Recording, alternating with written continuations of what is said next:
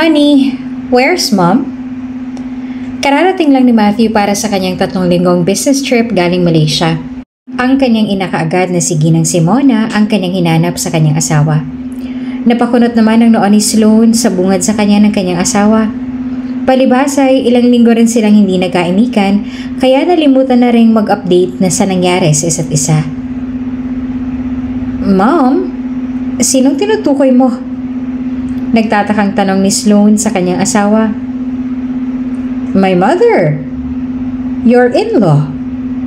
Araw-araw kayong magkasama, hindi mo alam?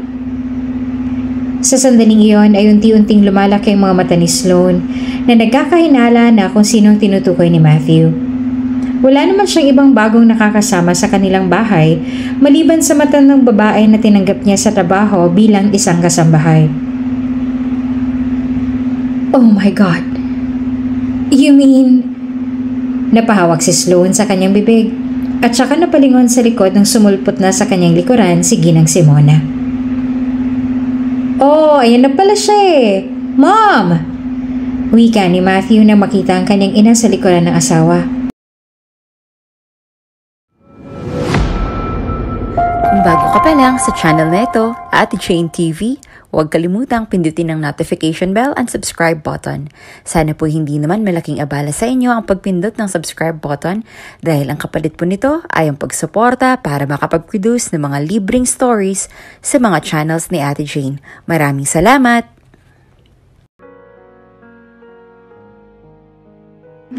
Honey, kung hindi ko lang talaga kailangang umattend sa business trip na yon, hindi ako aalis. Please, understand naman, honey. Kung pwede nga lang sa'yo na bumiyahe, isinama na kita. Pero sabi nga ng OB mo, sensitive ang pagbubuntis mo ngayon. Kaya gustuhin ko mang isama ka, hindi talaga maaari. Patuloy pa rin ang panunuyo ni Matthew sa kanyang asawang si Sloan dahil sa business trip nila with their partners and investors sa kanilang negosyo. Lagi naman talagang nakakasama sa ganitong trip si Sloan dati. Ngunit dahil nga sa maselan ngayon ng pagbubuntis, ay in-advise na rin ng kanyang OB na mag-bed rest na muna siya at binawalan na rin na bumiyahe ng mahaba at matagal. Ngunit dahil sa pagbabago ng hormones si Sloan dala ng pagbubuntis, kinagalitan pa rin niya ang asawa at pilit na pinipigilang umalis. Alam mo naman palang sensitive, bakit aalis ka pa? Kaya na ni Tony yon to represent you. Honey, 3 weeks din yon. Sa tingin mo ba magkakaroon ng kapayapaan ng utak ko kapag nasa malayo ka? Huwag ka nang umalis. Pangungumbinsi pa ni Sloan sa asawa. Nilagay ni Matthew ang kanyang daliri sa kanyang sentido at minamasa-masahe ito. You know, alam ko naman ang dahilan kung bakit ayaw mo. Because I'm with Sophie, tama? Sloan, wag mo naman kaming gawa ng issue dahil wala naman talagang dapat gawing issue. We're good friends. At binibigyan lang yun ng mali siya ng iba. And besides, kasama niyang asawa niya, si Timothy. At matalik ko rin kaibigan yon. Alam mo naman yon, diba? Kaya wag ka na mag-overthink dahil baka makasama pa lalo yan sa baby number 3 natin. Wika naman ni Matthew. Umirap lang sa kanya si Sloan. Tila umiral na nga na naman ang pagiging selosa nito na hindi naman ganon dati. Wala naman talagang something kina Matthew at Sophie. Nagkataon lang na trip lang talagang magselos ni Sloan at gumawa ng issue.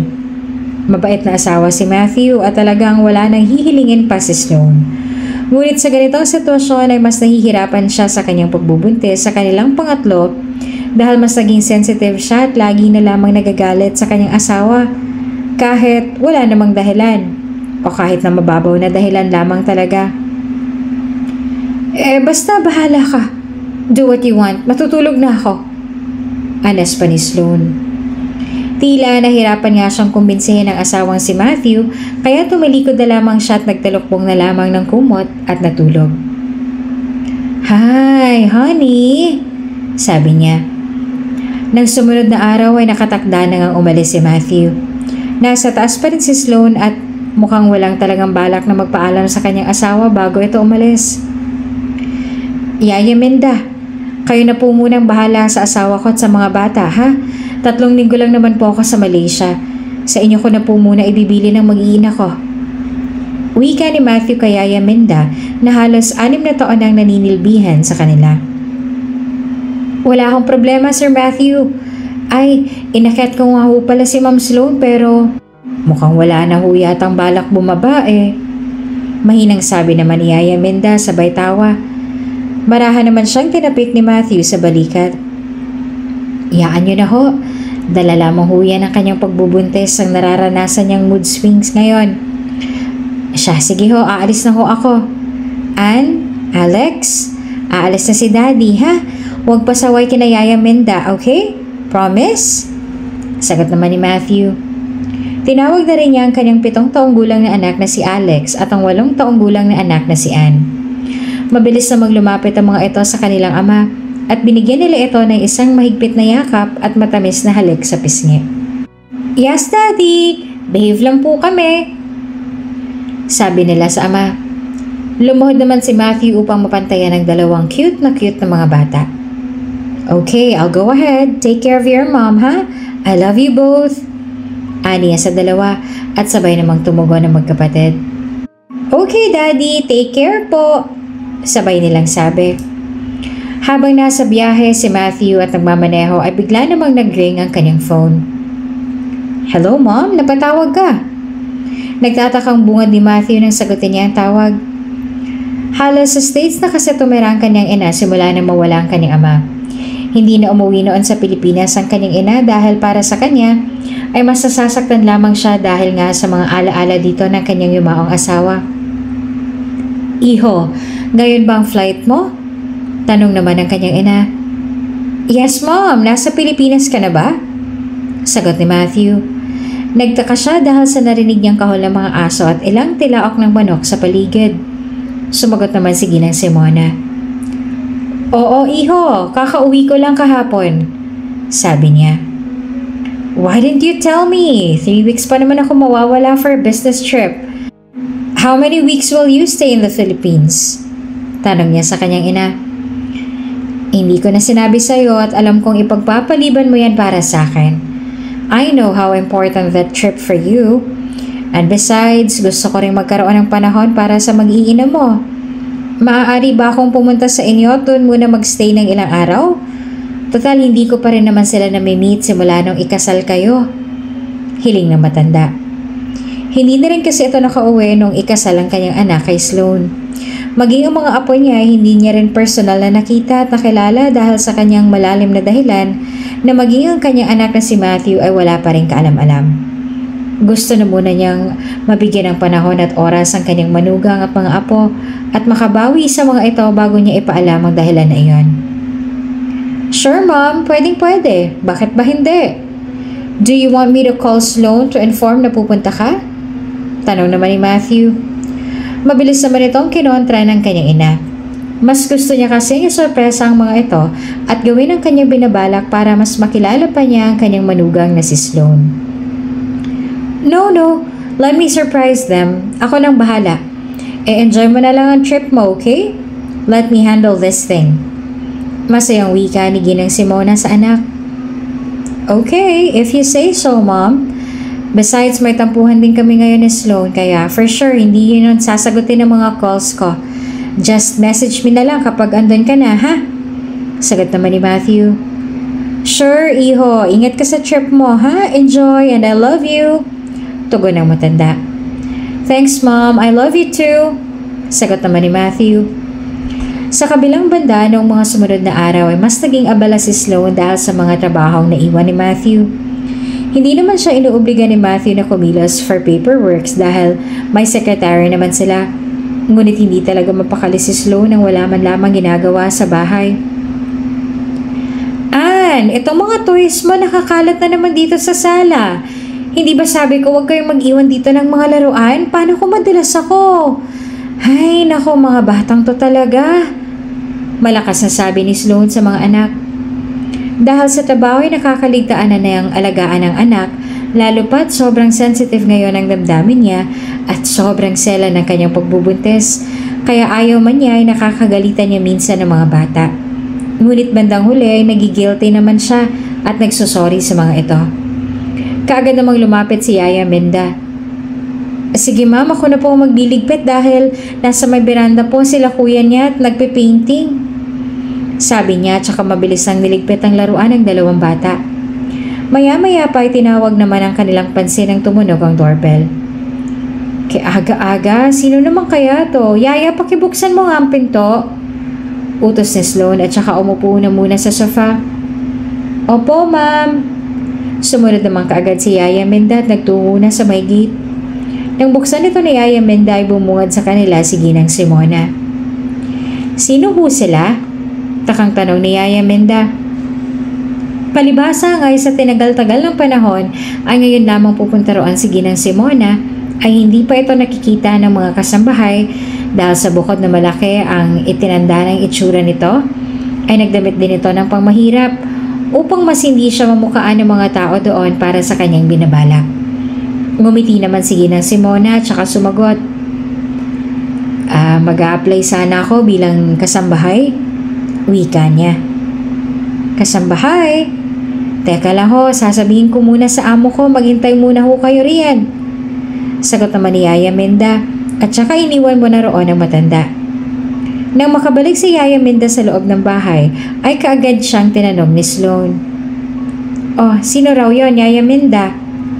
Tanong niya habang abala sa pagtitipa sa kanyang laptop. Isang matandang babae ho eh. Nag-a-apply daw ho ng kasambahay? Sagot naman ni Yaya Minda. Nagsalubong naman ang mga kilay ni Sloan sa pagtataka. Kasambahay? Saan niyo naman nalaman na naghahanap tayo ng kasambahay? Nagtataka niyang tanong kay Yaya Minda. Baka po hindi pa naaalis ng mga gwardya ma'am yung nakapaskal sa may entrance at sa labas. Tugon ng kasambahay. Nagpaskal kasi sila noong nakaraan na naghahanap sila ng kasambahay. May nakuha na rin naman sila, kaya hindi nila mapaunlakan ngayon si Ginang Simona. Nako, baka nga, nakakuha na tayo, sabihin mo na sa susunod na lang. Pinapasabi ni Sloan.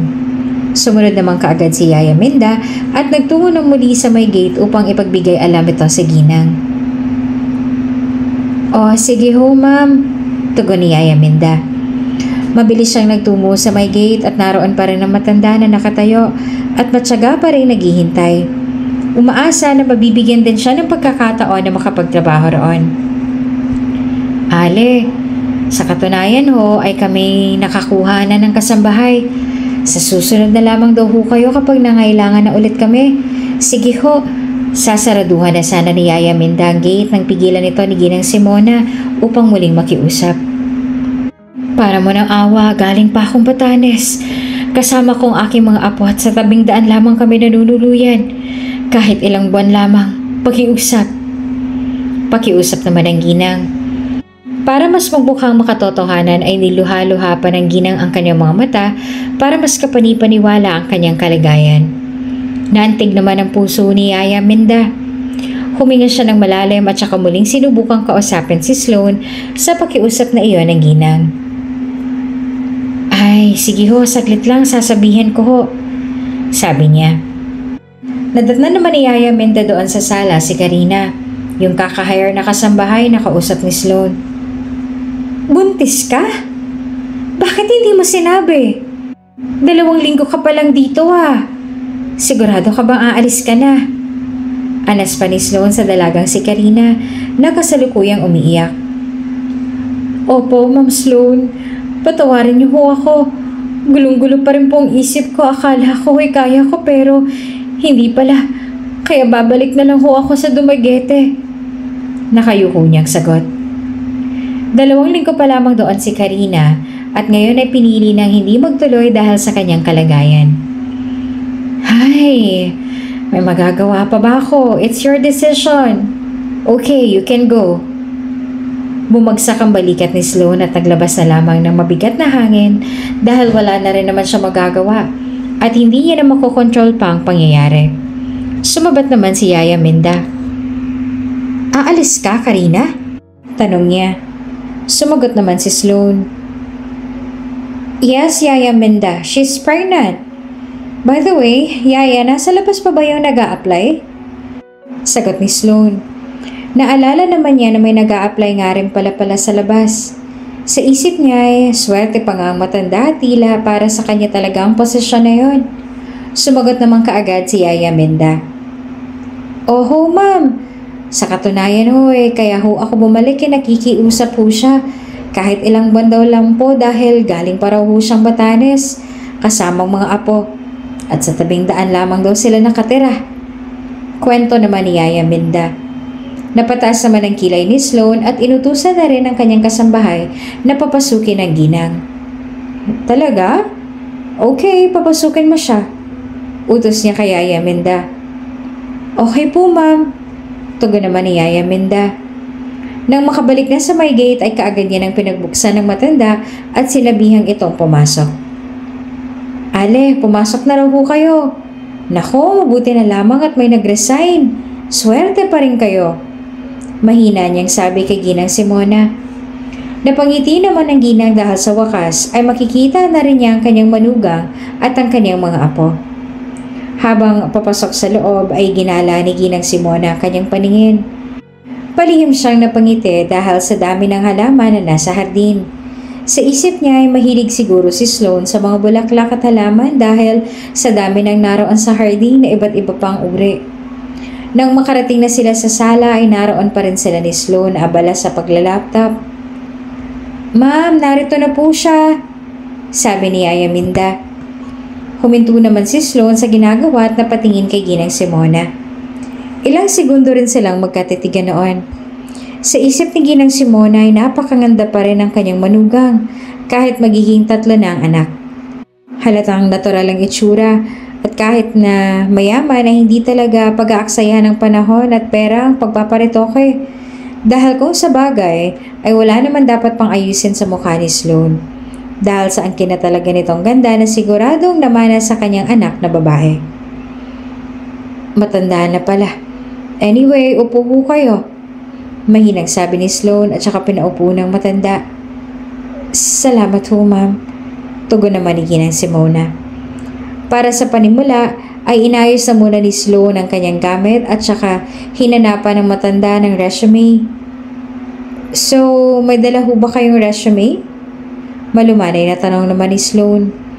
Inilabas naman ng matanda ang isang piraso ng papel mula sa loob ng kanyang daladalang brown envelope. Meron ho, ito po. Nagpagawa ho ako sa anak ng aking pinaglalaban dati. Sambit ni Ginang Simona. Mukhang paniwalang-paniwala na si Sloan sa palabas na ito ni Ginang Simona. Ibang-iba rin kasi ang itsura nito at malaking itinanda kaya mahirap talaga siyang mamukhaan. Hindi pa rin naman ito nakikita ni Sloan kaya talagang magagawa ng ginang ng matagumpay ang kanyang balak. Okay, tugon ni Sloan. Sinimulan niya ng basahin ang resume na iyon na iniabot sa kanya ng matanda. So kayo po si Ginang Soledad, tama po? Paunang tanong ni Sloan sa matanda. Opo, tama po yan. Ako nga po yan. Tugon naman ni Ginang Simona. Maya-maya pa ay umangat na ng tingin si Sloan kay Ginang Simona. Ano pong kaya ninyong gawin? I mean, namasukan na rin ba kayo dati? All around ba? Tanong naman ni Sloan. Mabilis naman sumagot ang matanda. Opo, lahat po kaya kong gawin. Magaling din po ako sa kusina. Hilig ko pong magluto. Sabi pa niya na kung tutuusin ay totoo naman. Paborito ni Matthew ang pork binagoongan at tanging luto lamang ng kanyang ina ang gusto niya. Kahit na kumain pa sila sa ibang restaurant ay hindi pa rin talaga maikukumpara iyon. Sinubukan nga minsan ni Sloan na magluto noon, ngunit hindi pa rin niya talaga makuha ang lasa. Kaya ito ang isa sa planong gawin ng ginang. Ang turuan si Sloan na magluto ng mga paboritong ulam ng kanyang anak na si Matthew. Nice! I love that! Anyway, nabanggit ko na kanina ang kasambahay ko na may apo raw kayo at sa tabing kalsada lamang nakatira, tama po ba? Taas kilay na tanong naman ni Sloan. Opo. Ang pinakamatanda ko pong apo ay nasa edad ng 25 na kaya siya na nag-alaga sa 2 pang maliit niyang kapatid. Namamasukan din siya bilang katulong kaya minsan ay naisasama niya roon ang 2. Mabait naman po ang kanyang amo kaya napakaswerte niya roon. Paliwanag naman ni Ginang Simona. Nagtatrabaho rin po pala siya. Bakit kayo humiwalay? Muling usisa ni Sloan. Hindi naman po kasi sasapat ang sweldo niya roon para makauwi kami sa Batanes, kaya ang sabi ko ho kanina ay kahit ilang buwan lang dahil gusto ko na po talagang makabalik doon. Kahit mahirap ang buhay doon, ang mahalaga ay nasa sariling lugar. Kaya iyon pong pinag-iipunan namin ng aking mga apo. Paglalahad ng matanda. Tumangu-tangu na lamang si Sloan at mukhang mabilis siyang napaniwala ng matanda. Okay. Sige po. Maaari na po kayo magsimula ngayon. Sabi ni Sloan na ikinatuwa naman ni Ginang Simona. Talaga po? Hindi makapaniwalang tanong ni Ginang Simona. Opo, ipapag-guide ko na po kayo kay Yaya Minda. Yaya Minda? Sagot ni Sloan at tinawag na rin si Yaya Minda. Yes po, ma'am. Tugon ni Yaya Minda. Samahan mo na si Aling Soledad sa kwarto niyo at bigyan na rin ng uniforme para makapagsimula na siya. Utos niya pa rito. Masusunod po, ma'am. Sumunod naman kaagad si Yaya Minda. Maraming salamat po, Ma'am Sloan. Hindi naman magkamayaw sa saya si Ginang Simona dahil sa wakas ay makakasama na rin niya ang kanyang manugang at mga apo sa iisang bubong. Ngunit nag-iwan naman ng ilang paalala si Sloan na nagbigay ng ideya kay Ginang Simona na may pagka-istrikta ang kanyang manugang. Walang anuman. Basta, ayoko lang ng tatamad-tamad at babalik ka agad nang wala pang nagagawa. Galit ako sa ganoong tao, okay? Nagtatanggal din ako at hindi ako mabait sa lahat ng oras, kaya ihanda niyo ang sarili ninyo. Sabi pa ni Sloan. Masusunod po, ma'am. Nauunawaan ko po. Nakangiti namang sagot ni Ginang Simona. Okay, good. Wika pa ni Sloan. At isinama na nga ni Yaya Minda si Ginang Simona sa kanilang magiging kwarto. Minda ang pangalan mo, no? Tanong pa ni Ginang Simona kay Yaya Minda habang inaayos ang kanyang gamit sa kama. Opo, ako nga po si Minda. Dito po ang kwarto natin. Akin na po yung mga gamit ninyo. Sagot naman ni Yaya Minda at saka kinuha ng ibang damit ng matanda at inilagay sa cabinet. Iginala naman ni Ginang Simona ang kanyang paningin sa buong kwarto. May maid's quarter din siya sa kanilang mansyon pero hindi ganitong kalaki at kalawak na animoy kwarto na rin ng kanilang amo. Pasimple siyang napangiti at napapatango dahil sa isip niya ay napalaki niya talaga ng maayos at mabuti ang kanyang anak na si Matthew. Aba, malaki rin ah. Kasya pang 5. Sabi ni Ginang Simona kay Yaya Minda. Ay, opo. Mabait po kasi yung mag-asawang yan, lalo na si Sir Matthew. Si Ma'am Sloan naman po ay may pagka-istrikta pero mabait din po yan at hindi maramot. Kaya nga po nagtagal ako rito ng 6 na taon at pamilya na rin ang turing nila sa akin. Sagot naman ni Yaya Minda. Sa pagkakataong ito ay hinanap na rin ni Ginang Simona ang mga bata. Talaga? Yung mga bata, nasan sila? Tanong pa ni Ginang Simona. Nagtaka naman si Yaya Minda at natigilan sa kanyang ginagawa dahil sa pagkakatanda niya ay hindi pa niya nababanggit na may anak na sina Ma'am Sloan. Mga bata? Nagtatakang tanong ni Yaya Minda. Namilog naman ang mga mata ni Ginang Simona na mapagtantong muntik na siyang madulas. Ang ibig kong sabihin ay may mga anak na ba si Ma'am Sloan? Dahil napansin ko kanina na may mga laruan na sa may sala. Baka kung may mga bata na rito. Sakto naman na hindi pa naitataas ni Yaya Minda ang mga niligpit niyang laruan kanina kaya itong naipalusot ni Ginang Simona. Oho, may 2 ho silang anak, sina Ann at Alex. 7 at 8 taong gulang. Sila hong mga alaga ko at mababait ding mga bata. Palibasa nga ho ay busy lagi si ma'am kaya minsan na lang niya maasikaso ang mga bata. Bumalik naman sa dati ang reaksyon ng mukha ni Yaya Minda sa sinabi ni Ginang Simona. Workaholic pala si ma'am. Pero mukhang suplada si ma'am, tama ba? Muling isisa pa ni Ginang Simona. Mabilis naman itong sinagot ni Yaya Minda. Opo. Pero mukha lang po. Medyo maselan lang po ngayon dahil sa kanyang pagbubuntis.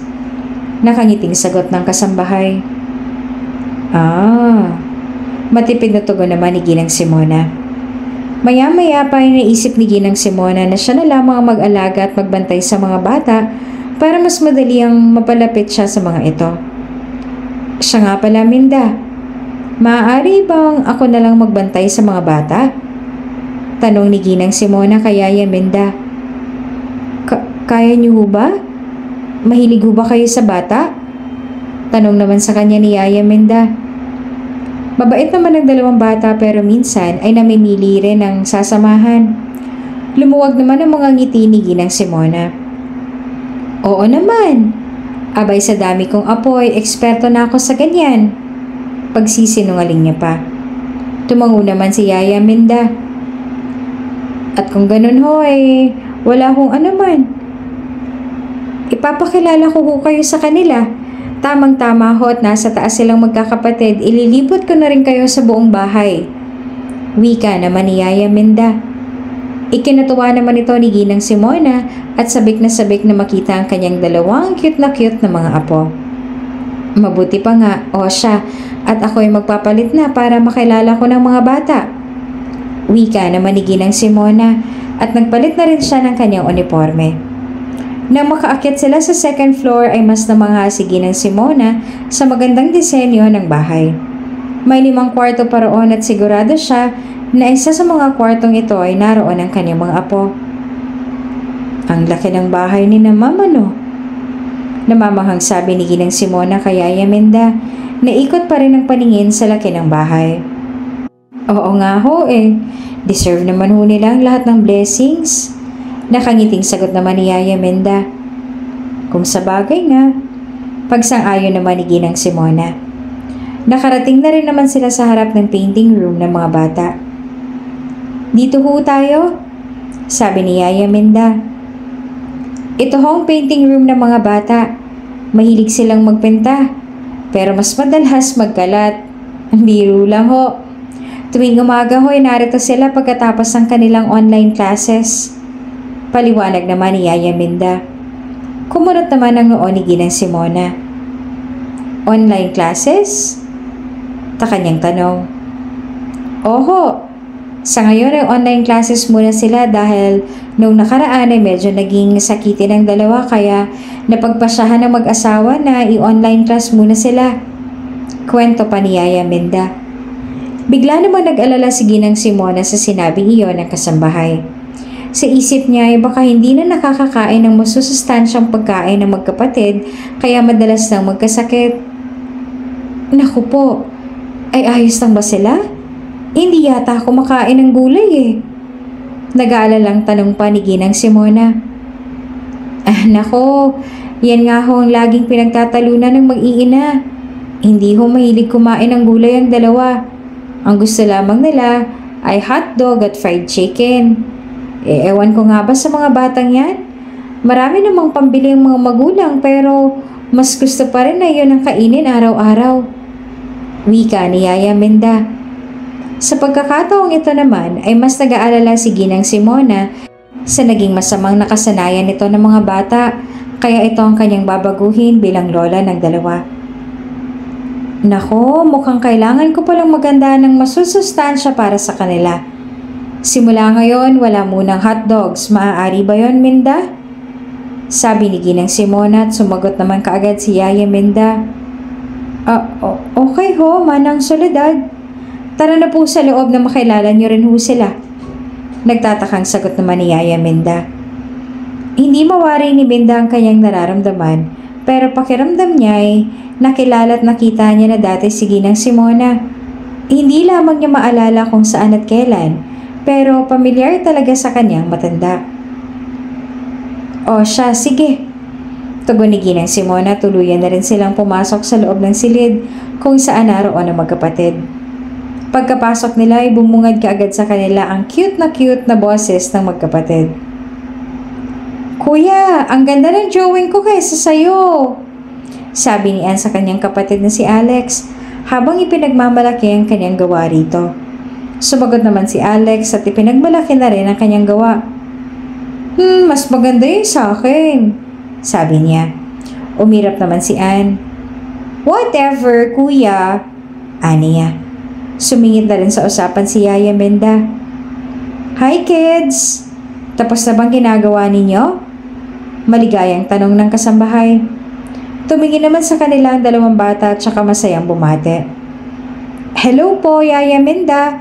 Tapos na po pero nag-paint pa po kami ng another one po. Magalang na sagot naman ni Anne.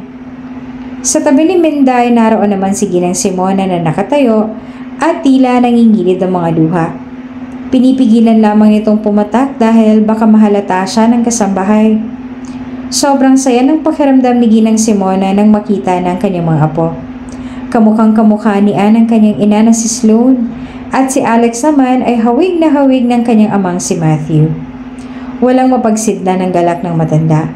Kung pwede nga lang nasunggaban niya na ang yakap ang dalawa ay nagawa niya na, ngunit hindi pa tapos ang kanyang plano kaya medyo maaga pa para magpakilala siya sa mag-iina. Bumaling naman ang tingin sa kanya ang dalawang bata. Sino pong kasama niyo, Yaya Minda? Tanong ni Alex kay Yaya Minda.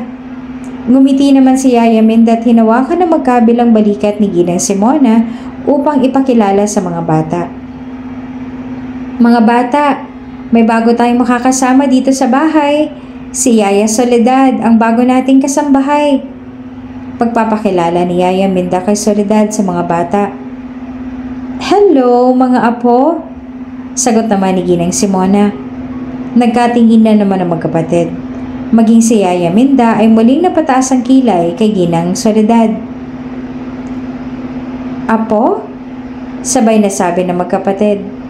Napangisi naman si Ginang Simona at muling nagpalusot. Mga bata pala. Hello mga bata, nauutal nitong sabi. Muli namang bumalik ang mga ngiti sa mga labi ng magkapatid. Hello po, Yaya Soledad, bati ng dalawa sa matanda. Napakaganda niyo naman at napapagwapo, sambit ng Ginang sa kanyang mga apo. Hindi niya maitago ang kanyang kasabikan kaya humiling siya sa mga bata. Maaari ko ba kayong mayakap? Nauutal nitong hiling sa dalawa. Ikinagulat naman ni Yaya Minda ang mabilis na pagsagot ng dalawa dahil noong kay Karina nga ay hindi gaano naimik at nalapit ang dalawa. Kaya sa isip niya marahil gusto ng dalawang bata si Ginang Simona. Sige po, sabay nilang sabi. Lumuwag naman ang mga ngiti sa labi ng Ginang at tuluyan ang niyakap ang dalawa niyang apo. Ilang segundo rin yon at kumalas na rin sa pagkakayakap si Ginang Simona.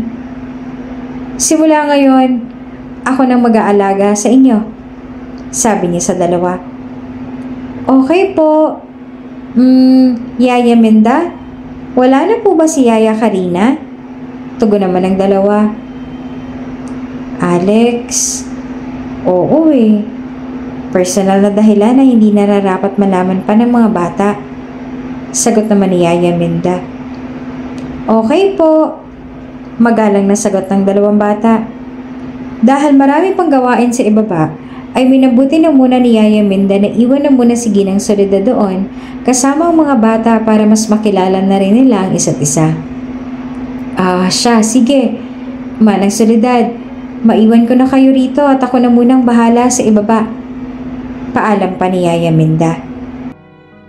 Ngumiti naman sa kanyang matanda sabay sabing, walang problema. Ako nang bahala sa kanila. Nang makaalis na doon si Yaya Minda ay sinimula na ni Ginang Simona na makipagbonding at kilalanin ang kanyang mga apo. Lumapit ang Ginang sa ipininta ng mga bata. Kayo bang nagpinta nito? Tanong niya. Opo, Yaya Soledad.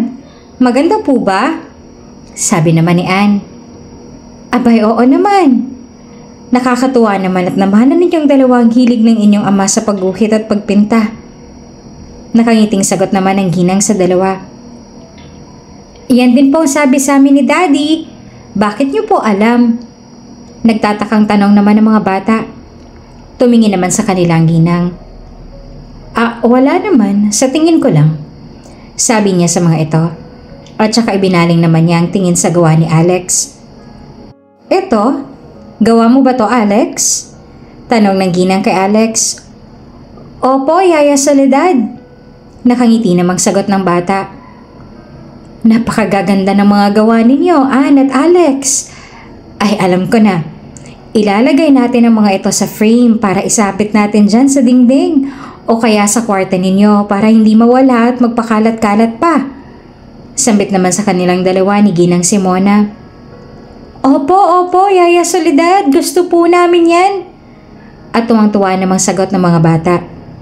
Kinagabihan dahil hindi pa rin maalis sa isip ni Ginang Simona ang nabanggit ni Yaya Minda patungkol sa madalas na pagkakasakit ng dalawang bata, ay naisipan niyang ipagluto at ipaghain ngayon ang mga ito ng gulay. Lagi namang sinasabihan ni Sloan ang mga bata na kumain ng gulay, pero bandang huli ay mas nananalo pa rin ang dalawa kaysa sa kanya. Sa kabilang banda nang makapaghain na si Ginang Simona, ay tinawag na rin niyang mag-iinam. Ann, Alex, how's your painting?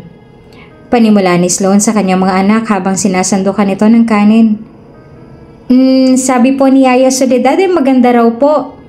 Sagot naman ni Ann sa kanyang ina. Oo nga, Mommy. Sabi pa niya na ilalagay daw po namin sa frame yung mga gawa namin at isasabit po sa wall ng aming rooms. We're so excited po, Mommy. Dagdag naman ni Alex. Nagbigay naman ng maluwag ng ngiti si Sloan sa dalawa. Oh, that sounds good. Anyway, kumain na kayo. Si Yaya Soledad ang nagluto niyan. Dugtong pa ni Sloan. Kanina pa nga iyan minamasdan ng dalawang bata, ngunit yung paboritong ulam pa rin nila ang hinahanap ng kanilang mga mata. Gulay, Mommy? Bakit walang fried chicken or hotdog? Nakasimangot na tanong naman ni Alex. Anak, for now, yan na munang kakainin ninyo dahil alam niyo naman na nagpabalik-balik tayo sa ospital nung nakaraan dahil sa UTI ninyo. Hindi healthy kapag laging processed food. Kaya kung ano nakahain dito sa hapag ay kainin ninyo. Paliwanag naman ni Sloan. Napapatango naman si Ginang Simona sa may gilid at pasimple pang napapangiti sa pinapakitang karakter ni Sloan bilang nanay sa mga bata. Alam niya na isa itong mabuting ina, ngunit may ilang bagay pa rin siya na kailangang ituro at iparealize sa mga bata at iyon ang mission niya. Samantala, bigla namang nagmaktol si Alex. But we want hot dogs! Sabi niya sa ina nang nakasimangot ang mukha. I don't wanna eat that, Mommy. Sabi naman ni Ann at saka binaba ang kutsara at tinidor na kanyang hawak. Me neither. Tugtong naman ni Alex at sinang-ayunan pa ang kapatid. Naglabas naman ng isang mabigat na hangin si Sloan at saka nandilisik ang mga matang tumingin sa dalawa. Ann, Alex! Nakakahiya sa mga nakakakita. Kumain na kayo. Huwag niyong hintayin magalit pa ako. Taas kilay na sabi ni Sloan sa mga anak. Sa pagkakataong iyon ay sumingit na si Ginang Simona sa usapan. Hayaan niyo na, Ma'am. Maya-maya kakain din ng mga yan kapag nagutom, sabi ng matanda. Tumaas naman ang kanyang kilay at binaling ang atensyon sa matanda. Hindi ko ba nasabi sa'yo, Yaya Soledad, na ang pinakaayaw ko ay ang nakikaalam sa pagdidisiplina ko sa mga bata. Kapag hinayaan ng mga yan, lalo lang magiging pasaway ang dalawang yan. Kaya hindi dapat kinukonsente. Pagalit pa na sabi ni Sloan kay Ginang Simona. Mabilis namang humingi ng paumanhin si Ginang Simona sa kanya. Nauunawaan ko ho, Ma'am. Patawarin niyo po ako. Hindi na po mauulit. Nakayukong sagot naman ni Ginang Simona kay Sloan. Dapat lang. Mataray na sabi ng babae sa matanda. Matapos niyang pagsabihan si Ginang Simona ay muli namang bumaling ang kanyang atensyon sa kanyang mga anak.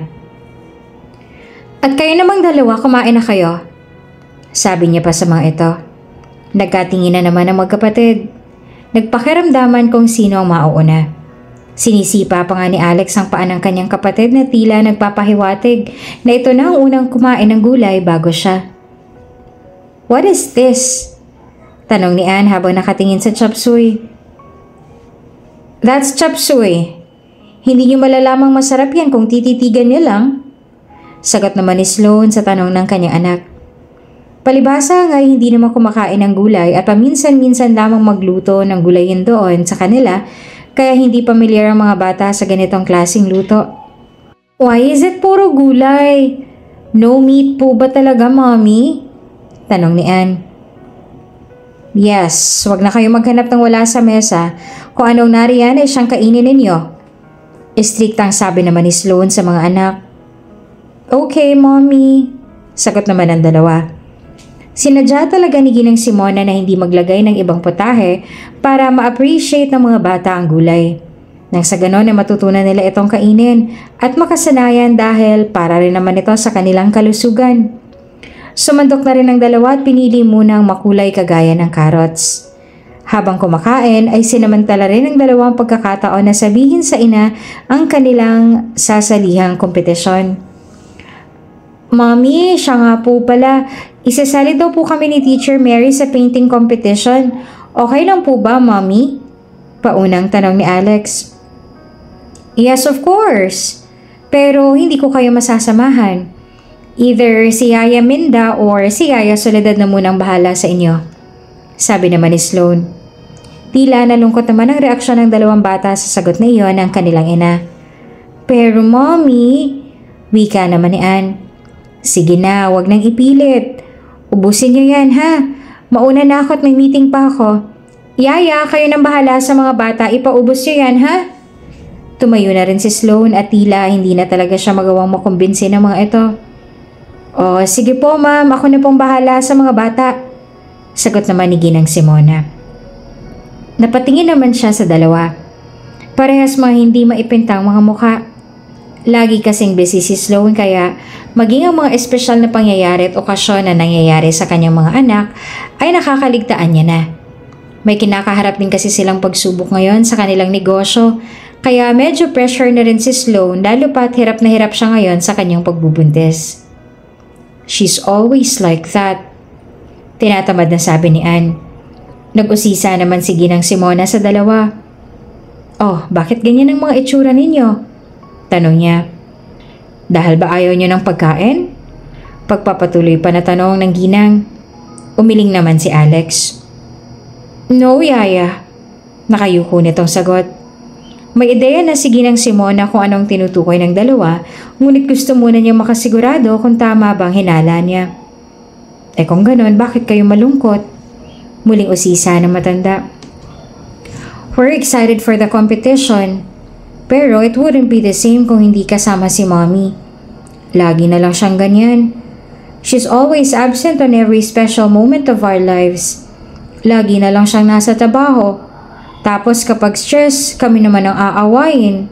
Namimiss ko na tuloy si Daddy. Sagot naman ni Anne. Hindi naman nakalain ni Ginang Simona na sasabihin iyon ng kanyang apo. Sa tingin niya ay madalas nga itong mangyari dahil sa reaksyon na ito ng magkapatid. Hindi rin naman masisisi ni Ginang Simona si Sloan dahil sa patong-patong nga naman itong responsibilidad kaya nauunawaan niya rin ito. Ganun ba? Siguro ay marami lang talagang ginagawa ang mommy niyo sa work. Dahil Anne, Alex, hindi madali ang magpatakbo ng isang negosyo, lalo pat sobrang hands-on ang mga magulang ninyo. Aba napakaswerte niyo nga at napakaresponsable nilang magulang at hindi kayo pinababayaan. Kaya intindihin niyo na lang si Mommy Sloan ninyo. Malay niyo magbago rin ang isip niya. Paliwanag pa ni Ginang Simona sa kanila. Madali naman nakaunawa ang mga bata kaya siguradong matanda na naiintindihan ito ng dalawa. Sana nga po, Yaya Soledad. Sabay na sambit ng dalawang bata. Samantala, naroon naman sa sala si Sloan at doon nagtatrabaho. May kung ano naman sa kanya na tila bumabagabag patungkol sa mga ikinikilos ni Ginang Simona noong mga nakaraang araw. Kaya tinanong niya si Yaya Minda kung may napapansin din sa matanda na kakaiba. Yaya Minda? Tawag ni Sloan. Yes po, ma'am. Tugon naman ng kasambahay. May napapansin ka ba kay Yaya Soledad? Mahina nitong tanong. Napaisip naman sandali si Yaya Minda. Kay Manang Soledad ho? Wala naman po, sabi niya. Umiwas naman ng tingin si Sloan. Ay, sige. Baka nag-overthink lang ako. Sige, kalimutan mo na lang sinabi ko. Wika niya. Sa pag-isip na naman ni Yaya Minda ay nagbigay na rin siya ng komento sa napapansin nga niya sa matanda. Ang tinutukoy niyo po ba, mama, yung pakikitungo niya sa mga bata? Tanong ni Yaya Minda. Napansin mo rin? Napatanong naman si Sloan.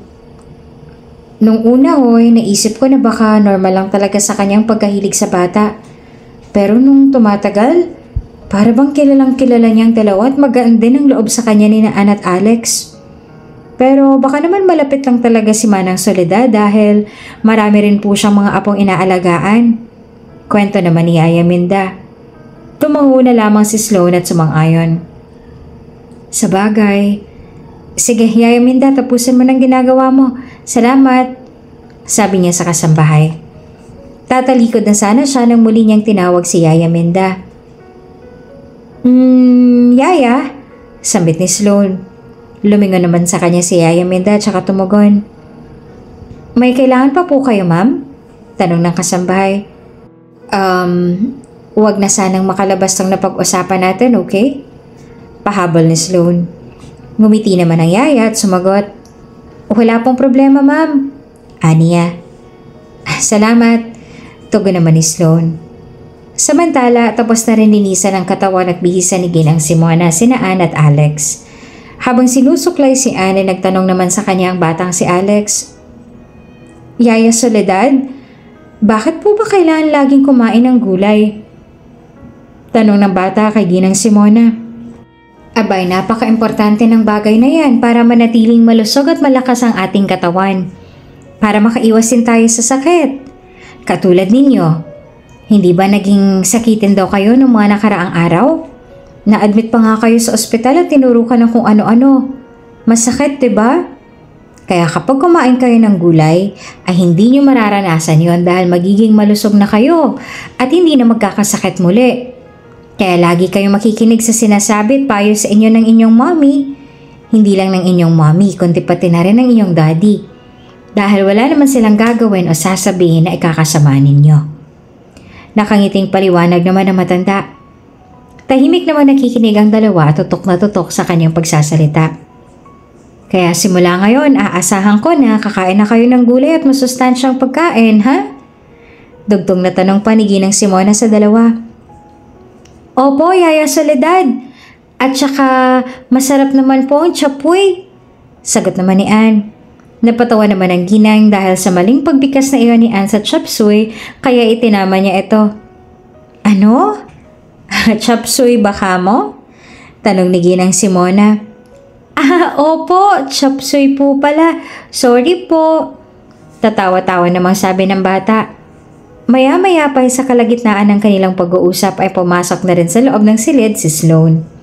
Sa katunayan ay kanina pa talaga siya naroon sa labas at nakikinig lamang sa pag-uusap ni Ginang Simona at ng kanyang mga anak.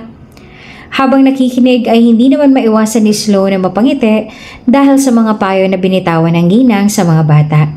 Doon niya napagtantong hindi dapat niya pinag-iisipan ng masamang matanda dahil tila mabuti naman ang atensyon niya sa mga bata. Yaya Soledad, sige na po. Ako na pong bahala sa kanila. Bungad ni Sloan kay Ginang Simona. Napalingon naman sa kanyang matanda at tumayo na rin mula sa kanyang kinauupuan. Nariyan na po pala kayo, ma'am. Sige po. Good night, Ann. Good night, Alex. Tugon ng matanda at saka nagpaalam na rin sa mga bata. Good night po, Yaya Soledad. Sabay sabi naman ng dalawa. Sige po, ma'am. Mauna na po ako. Paalam ni Ginang Simona kay Sloan at ngumiti na lamang sa kanyang babae sabay sabing, sige, thank you. Nang makalabas na ng silid si Ginang Simona ay nilapitan na rin ni Sloan ang kanyang mga anak na mga bagong ligo at nakapantulog na. Naglinis na ba kayo ng katawan niyo mga anak? Tanong niya ang mga ito at umupo sa kama. Opo, mommy, tapos na po. Tinulungan po kami ni Yaya Soledad. Sagot naman ni Ann, ngumiti naman si Sloan. Good. Do you like her? Tumabi na rin sa kanyang dalawang bata sa kama. Si Yaya Soledad po? Opo, mommy, we like her so much po. Sagot ni Alex sabay yakap sa kanyang ina. Ngumuso naman si Sloan. Really? Magsiselos na ba si mommy? Nakanguso niyang tanong sa kanyang mga anak. Sumagot naman si Alex. Syempre, love ka pa rin po namin, Mommy. Iba naman po yung sayo. Sabi niya sa kanyang ina. Napangiti naman si Sloan at niyakap na rin ng mahigpit ang dalawa. Ang sweet talaga ng mga anak ko. Sige na, matulog na kayo at may online class pa kayo ng 7 a.m. You have to wake up early, okay? Wika niya. Okay, Mommy. Good night, Mommy. Sabay hinalikan na rin siya ng dalawa sa kanyang magkabilang pisngi. Nang mga sumunod na araw ay si Ginang Simona muli ang nagpresenta na magluto ng kanilang tanghalian. Katulad ng pinangako ng mga bata ay kita na agad ni Ginang Simona at Sloan ang resulta ng kanilang payo sa magkapatid. Kumpara noong una, masaya ngayon ang mga bata nang makita ang chop suey ulit ang kanilang ulam. Wow! Chop suey! Sabi ni Ann at Alex. Nagtataka naman na napatingin si Yaya Minda sa dalawa. Aba, himala. Paborito niyo na yan ngayon? Nagtataka niyang tanong. Oo naman po, Yaya Minda. Sagot naman ni Ann at saka umupo na sila sa kanilang upuan. Ang sarap ng chop suey ni Yaya Soledad. Paborito na po namin to ngayon. Dagdag naman ni Alex. Dumating na rin doon si Sloan. At nakangiti siyang lumapit sa mga naroroon sa dining area. Aba, very good ah. Nakangiti niyang bungad sa kanyang mga anak na kasalukuyang kumakain ng gulay. Lumingon naman sa kanya si Ginang Simona. Ma'am Sloan, kain na po kayo. Sabi niya sa babae. Ngumiti naman sa kanya si Sloan at sumagot. Sige po, salamat. Sabi niya. Umupo na rin doon si Sloan at sinabayan ng kanyang mga anak sa pagkain.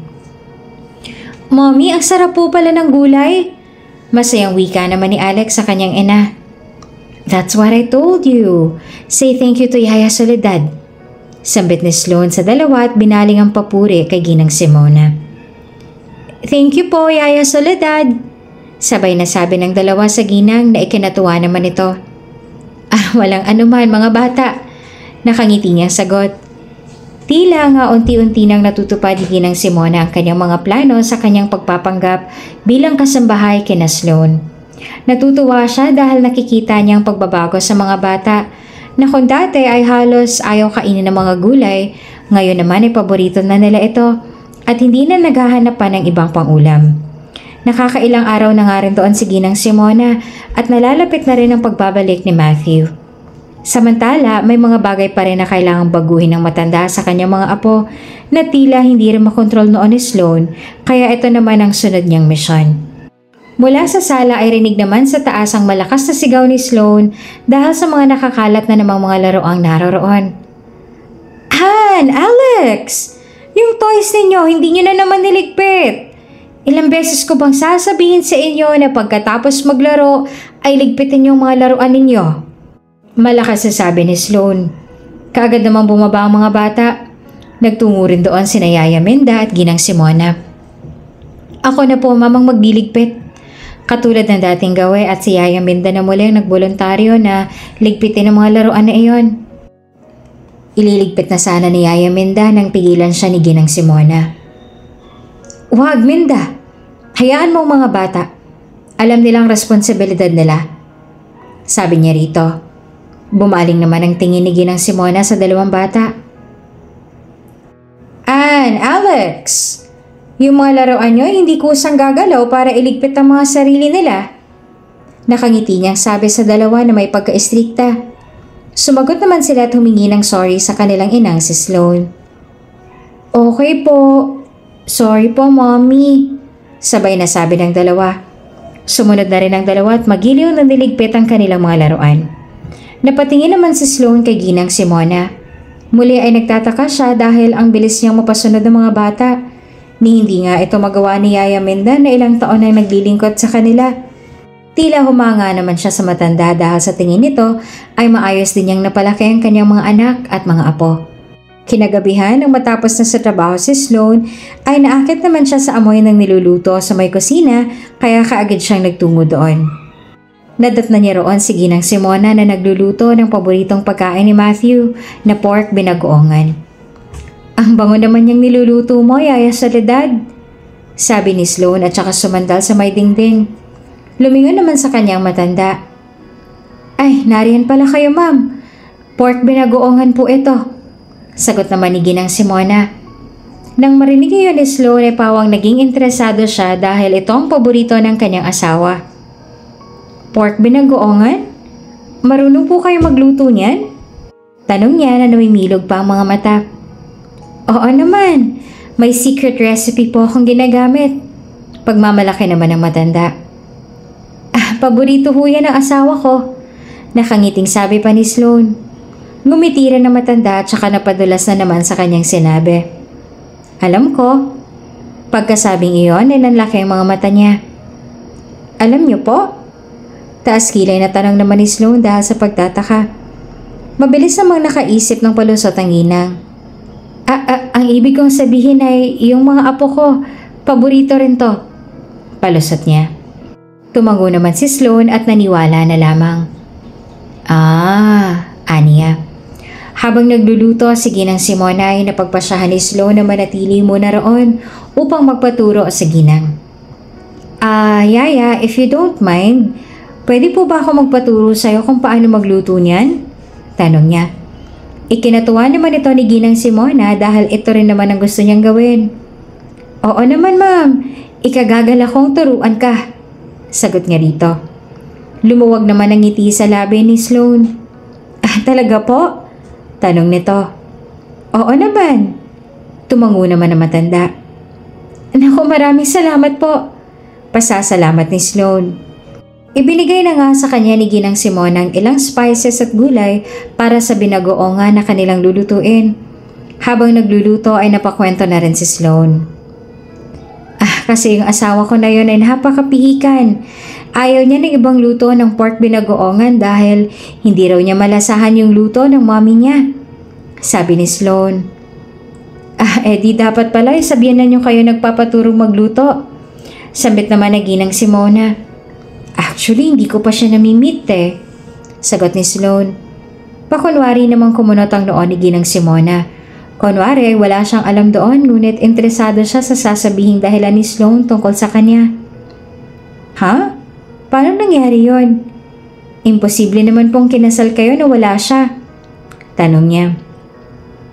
Yes po, ganun na nga. Simula kasi nang mamatay yung father-in-law ko, lumipad na siya papuntang States. At doon na talaga siya na malagi. Nagdaan din daw kasi siya sa sobrang anxiety at ultimo tumanggap ng bisita ay kinaayawan niya na. Malungkot na kwento naman ni Sloan. Naku, grabe naman po palang nangyari sa biyanan ninyo. Nakakaawa naman. Sagot ni Ginang Simona. Pero syempre gusto ko rin po siyang makilala. Actually, pagka uwi ni Matthew ng asawa ko, magpaplano kami na bisitahin siya sa States. Baka sakaling bumalik yung dating sigla kapag nakita niya mga apo niya. Muli namang lumiwanag ang reaksyon ng mukha ni Sloan. Sa sinabi niyang iyon ay tila na antig naman ang puso ni Ginang Simona. Hindi niya akalaing ganito pala kalalim ang malasakit ng kanyang manugang sa kanya. Gusto niyang mapaluha pero kailangan niyang pigilan dahil baka mahalata na siya lalo ni Sloan sa sobrang apektado sa pamilya nila. Ilalagay ko na po ba tong alamang? Tugtong naman ni Sloan. Oo, sige ilagay mo na. Ay oo nga. Gumagaan kasing pakiramdam ng mga lola kapag kapiling ang kanyang mga apo at mabait na manugang. Wika naman ang matanda. Binaling naman ng Ginang ang usapan kay Matthew. Sa pakiwari ko ho ay sobrang bait din ang asawa ninyo, ano po? Tanong pa ng Ginang. Mabilis namang sumagot si Sloan. Ay opo naman, ako na po sigurong pinakaswerte sa lahat ng babae. Sa katunayan nga po ay nakukonsensya ako ngayon dahil bago siya umalis ay nagkatampuhan pa kami. Ewan ko ba? Siya yatang pinaglilihian ko ngayon. Hanggang ngayon ay hindi pa po kami nagkakausap. Nakakainis nga Hindi niya ako sinusuyo. Sambit niya. Sa katunayan, gabi-gabing kausap ni Ginang Simona ang kanyang anak sa kanyang cellphone ng palihim. Hindi alam ni Matthew ang palabas na ito ng kanyang ina kaya pinipigilan niya ang pagtawag ni Matthew kay Sloan. Sinasabi na lang niya na siya nang bahala rito at huwag na munang tatawag sa bahay dahil baka mabuko siya. Kaya ang buong akala ni Sloan ay wala na talaga siyang balak amuin ng kanyang asawa. Ayon pala ay si Ginang Simona ang humaharang dito. Nako, talaga po ba? Baka naman po abala lang sa trabaho roon kung nasan man siya. Malay niyo ho, bukas tumawag na yun sa inyo. Sabi ni Ginang Simona. Baka nga po. Sige po, wag na po nating pag-usapan. Tugon naman ni Sloan at nag-focus na lamang sa kanilang niluluto. Oo nga ho, sige po. At baka hindi natin makuha yung lasa ng sikretong luto ko. Wika na matanda at sumagot naman kaagad si Sloan. Oo nga po. Nang makatapos silang magluto ay tumulong na rin si Sloan sa paghahain ng kanilang hapunan. Yaya Minda, pakitawag na po mga bata, pakisabi kakain na po. Sabi ni Sloan kay Yaya Minda habang abala sa pagsasandok ng mga ulam sa mangkok. O sige po ma'am. Tugon naman ni Yaya Minda at sinundo na ang dalawang bata na nasa itaas at naglalaro. Nang makababa sila ay namilog naman ang mga mata ni Ann at Alex dahil sa dami ng pagkain nakahain ngayon sa kanilang mesa. Wow, ang daming pagkain! Ano pong meron? Tanong ni Alex. Ang Mami Sloan ninyong nagluto ng lahat ng yan? Pagmamalaki naman ni Ginang Simona sa mga bata. Napatingin naman ang dalawa kay Sloan. Talaga po, Mami? Sabay nilang tanong. Oo naman. Bakit parang hindi kayo makapaniwala? Taas kilay na sabi naman ni Sloan dahil hindi makapaniwala ang dalawa. Naninibago lang po, Mami. Dahil kapag andito lang naman po si Daddy kayo nagluluto. Paliwanag naman ng dalawa. Napailing na lamang si Sloan at saka ngumiti. Nako kayo ha, baka maniwala sila, maupo na nga kayo. Utos niya pa sa dalawang makulit na bata at mabilis na rin namang sumunod ang mga ito. Okay po, Mommy, sabi nila. Nang makaupo na sila ay nakatayo pa rin doon sina Yaya Minda at Ginang Simona na nakabantay sa kanila. Yaya Minda, Yaya Soledad, maupo na rin ho kayo dito, sabayan niyo na muna kaming kumain. Alok pa ni Sloan. Nanlaki naman ang mga mata ni Yaya Minda dahil sa tanang buhay niya ay ngayon lamang siya inalok ng babae na sumabay sa kanila sa pagkain. Talaga ho? Huwag na ho, nakakahiya naman po. Nahihiyang sabi naman ni Yaya Minda. Sige na po, ang dami nitong niluto ni Yaya Soledad at hindi namin ito mauubos ng mga bata kaya sige na ho, huwag na ho kayong mahiya. Pangungumbinsi naman ni Sloan sa kanilang dalawa. Nagkatingin na naman sina Yaya Minda at Yaya Soledad. Wala na rin naman silang magagawa dahil hindi talaga magsisimulang kumain ng tatlo kapag hindi pa sila naupo roon. Siya, sige ho. Tara naman ang Soledad, maupo na ho tayo. Yaya niya kay Ginang Simona. Sige. Tugon naman ito at naupo na nga sila roon. Napapangiti na lamang si Ginang Simona sa nangyayari sa kanila ngayon. Sa isip niya ay hindi talaga siya nagsisisi sa desisyong kanyang ginawa. Sobrang saya ng kanyang puso ngayon na unti-unti na siyang napapamahal sa bawat isang naroon sa bahay. Sa kabilang banda, nang matapos ng kanilang hapunan ay nagkanya-kanya na rin sila at nagtungo na sa kanilang mga kwarto. Habang si Ginang Simona naman ay pinili munang magpahangin sa my garden para na rin tawagan ng kanyang anak na si Matthew na nakailang missed calls na rin sa kanya. Hello anak, pasensya ka na't hindi ko nasagot ang tawag mo kanina at nagbonding kami ng mga bata. Mahinang bunga din Ginang Simona sa kanyang anak sa kabilang linya. Kailangan niyang maging maingat dahil baka may makarinig sa kanilang pag-uusap. Bakit ang hina ng boses ninyo?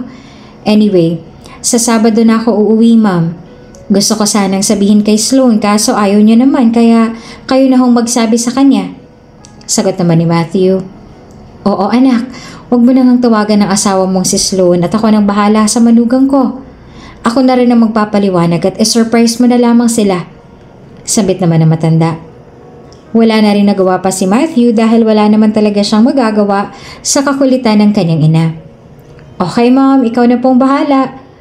At sa tingin ko naman ay na-enjoy mong bonding moments niyo riyan kaya hindi ko na kayo i-istorbohin. Sige ma'am at simula na ulit ang meeting namin. Ingat kayo dyan. I love you. Wika ni Matthew at nagpaalam na sa kanyang ina. Sige anak, I love you. Mag-iingat ka rin dyan. Tugon naman ni Ginang Simona at tuluyan na ngang ibinaba ang kanyang telepono. Maya-maya pa'y tatalikod na sana siya nang biglang may umimik sa kanyang likuran kaya napabalikwas siya sa gulat. Manang Soledad? Si Sir Matthew po ba yun? Nauutal na tanong ni Yaya Minda. Minda, kanina ka pa ba riyan? Ginulat mo naman ako. Gulat na tanong ng matanda na napahawak pa sa kanyang dibdib. Opo, nagtapon lang po ako ng basura at narinig ko po lahat ng... Bago pa man matapos ang sasabihin ni Yaya Minda, ay niyaya na siya nitong pumasok sa loob at ituloy na lamang sa kanilang silid ang kanilang kwentuhan. Diyos ko, halika nga doon tayo sa kwarto mag-usap. Mahinang sabi ni Ginang Simona at perasahan ng hinila ng kamay ni Yaya Minda na tila nawala na sa kanyang sarili dahil sa kanyang mga narinig. Nang makarating sila sa kwarto ay umupo na sila sa kama at kaagad na nag-usisa si Yaya Minda. Manang Soledad, sino ba talaga kayo? Nauutal niyang tanong.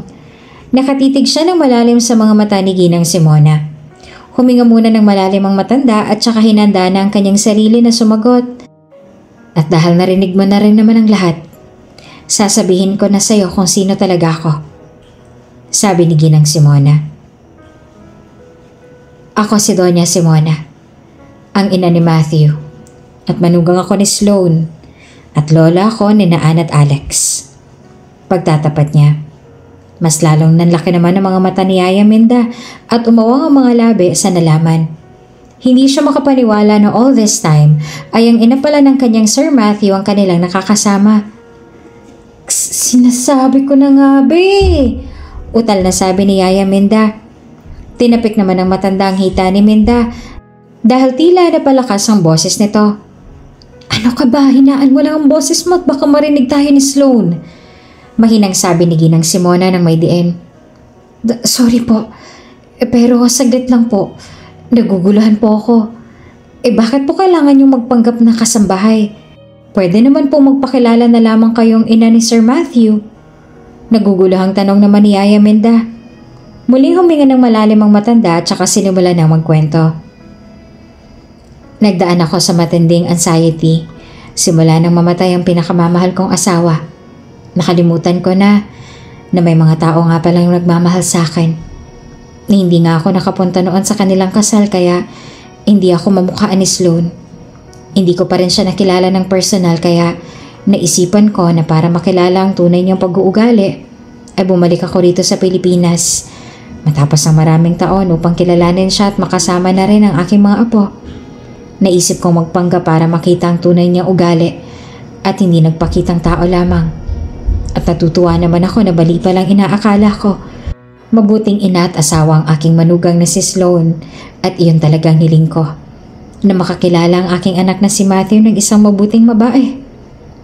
Maluha-luha niya pang kwento. Maging si Yaya Minda ay maluha-luha na rin sa mga ikinakwento ng matanda. Nako, ganun po palang plano niyo. Pero hanggang kailan niyo po planong magpanggap? Nag-aalala naman itong tanong. Malapit na rin namang bumalik ang anak ko kaya plano ko na sa pagbalik niya, saka ko nasasabihin ang totoo kay Sloan. Sagot naman ng matanda. Muli naman nag-usisa si Yaya Minda. May alam po ba rito si Sir Matthew? Tanong niya. Umiling naman si Ginang Simona. Wala siyang alam dito. Sariling plano ko lang to, sagot niya. Pero tila nakalutang pa rin sa alapaap si Yaya Minda at hindi pa rin makapaniwala sa nangyayari. Muli niyang tinitigan ng matanda mula ulo hanggang paa para makumbinsing nasa harapan na nga niya talaga ang binan ni Sloan na si Ginang Simona at hindi bilang si Yaya Soledad. Grabe, hindi pa rin po ako makapaniwala na kaharap ko na ngayon ang ina ni Sir Matthew.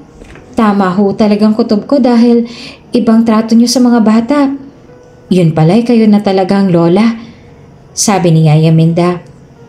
Bahagya namang umiti si Ginang Simona at muling nakiusap kay Yaya Minda. Ikaw talaga, ang tanging pakiusap ko sa iyo, Minda. Huwag na huwag mong sasabihin nito kay Sloan, ha? Kunwari wala ka pang alam. Basta ganun pa rin ang kilos mo, ha? Walang magbabago. Paninigurado ng matanda. Okay ho, wala akong problema, madam. Mamanang Soledad. Sagot naman ni Yaya Minda. Mabuti naman at nagkakaintindihan tayo. O siya, sige, matulog ka na at maaga pa tayo bukas, ha?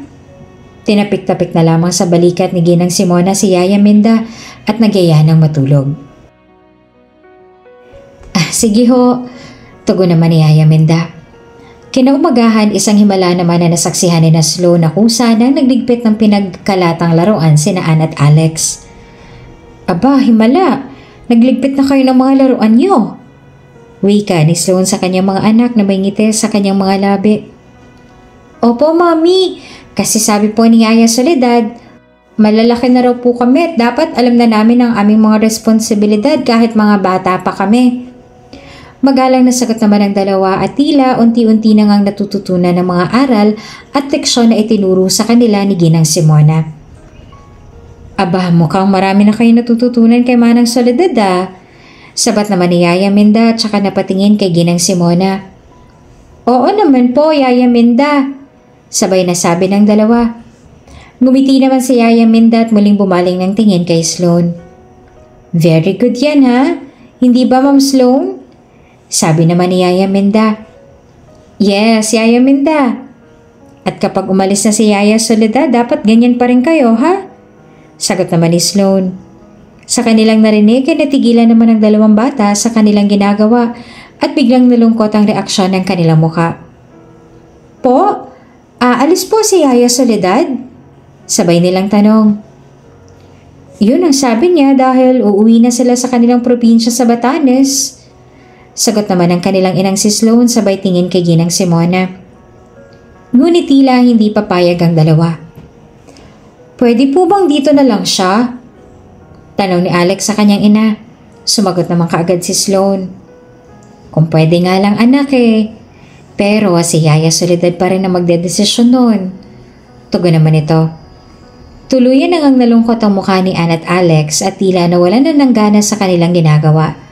Napamahal na rin kasi sa kanila si Ginang Simona kaya malulungkot talaga sila kapag umalis ang matanda. Nakakalungkot naman po. Nakasimangot pang sabi ni Ann.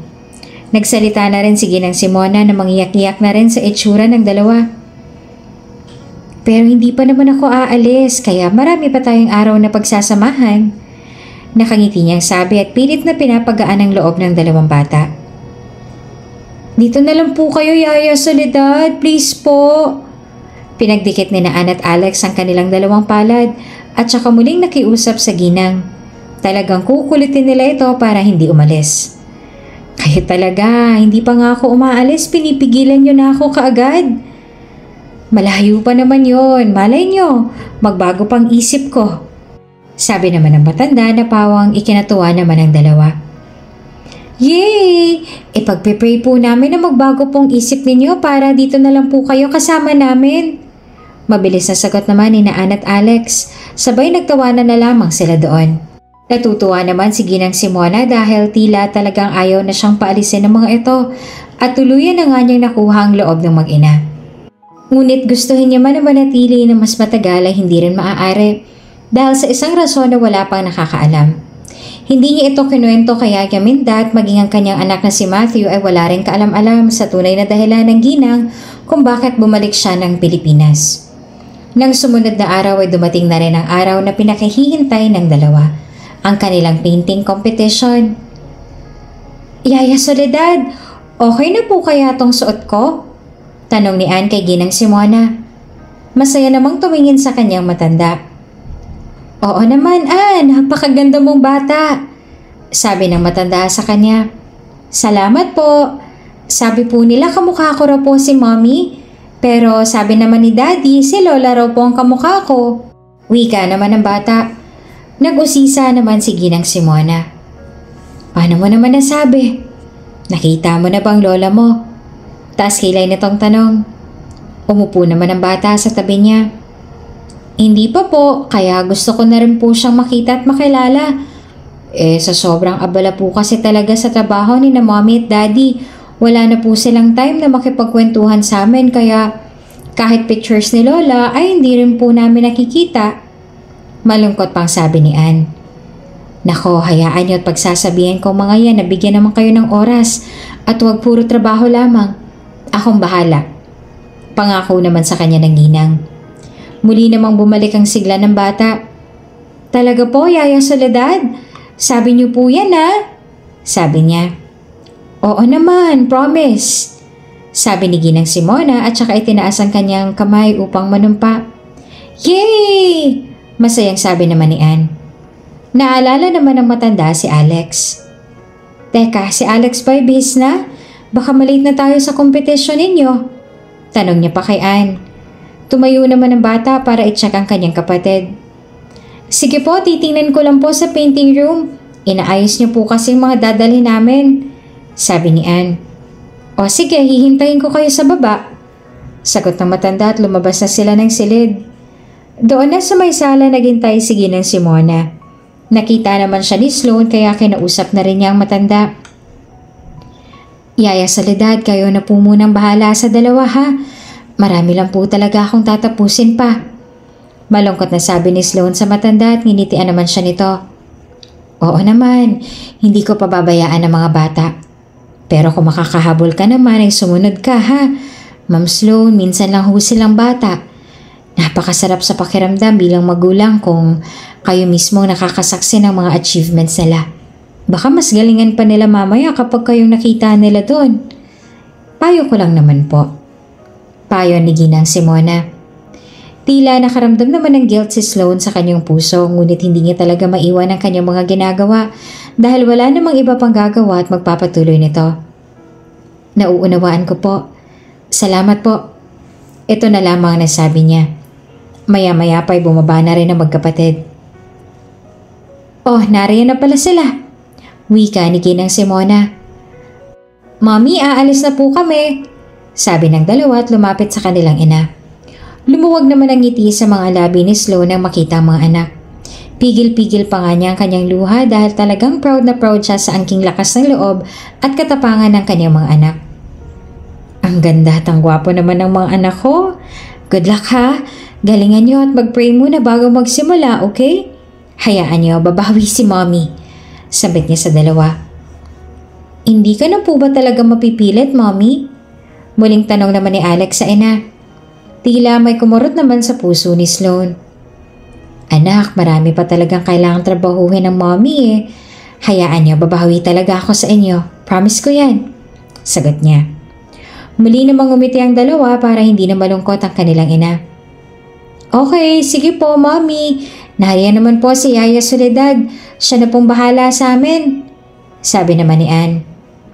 Behave ha, huwag pasaway kay Yaya. Wika naman ni Sloan sa mga anak. Opo, mommy. Sabay nilang sabi. Bumaling naman ang atensyon ni Sloan kay Ginang Simona. Yaya, kayo na po munang bahala ha. Salamat po. Sabi niya rito. Sige ma'am, huwag ko kayong mag-alala. Ako na hong bahala sa kanila. Iuuwi natin ang trophy, hindi ba? Nakangiting sabi naman ni Ginang Simona. Opo, para yun kina mommy at daddy, iuuwi namin po yun. Masayang sagot naman ni Alex. Naniniwala akong makakaya nyo yan. At ngayon pa lang ay sobra na namin kayong ipinagmamalaki ng daddy ninyo. O siya, sige na at baka malate pa kayo. Ingat kayo ha. At tuluyan na nga nagpaalam si Sloan. Ganon din ang mga bata. Mauna na po kami. Paalam pa ni Ginang Simona. Nang makarating sila sa pagdadausan ng kompetisyon, ay kinausap muna ni Yaya Soledad ang dalawa bago sumalang sa loob. Oh, Ann at Alex, huwag kayong kakabahan ha. Kayang-kaya nyo yan. Basta focus lang sa pinipinta, okay? Pagpapalakas ng loob na sabi ni Ginang Simona sa dalawang bata. Opo, Yaya Soledad, salamat po. Tugon naman ang dalawa. Maya-maya pa'y bigla namang dumating si Sloan. Mami, sumunod ka po. Gulat na tanong ng dalawa. Hindi sila makapaniwala at kasama nila ngayon ang kanilang ina. Maging si Ginang Simona ay nagulat din sa pagdating ni Sloan. Hindi ko kayo matiis eh. Sambit nito sa kanyang mga anak. Wala namang mapagsidlan ng galak ng dalawang bata na makita si Sloan. Sige na, pumasok na kayo sa loob. Dito lang kami ni Yaya Soledad. Good luck! Pagpapatuloy pa ni Sloan.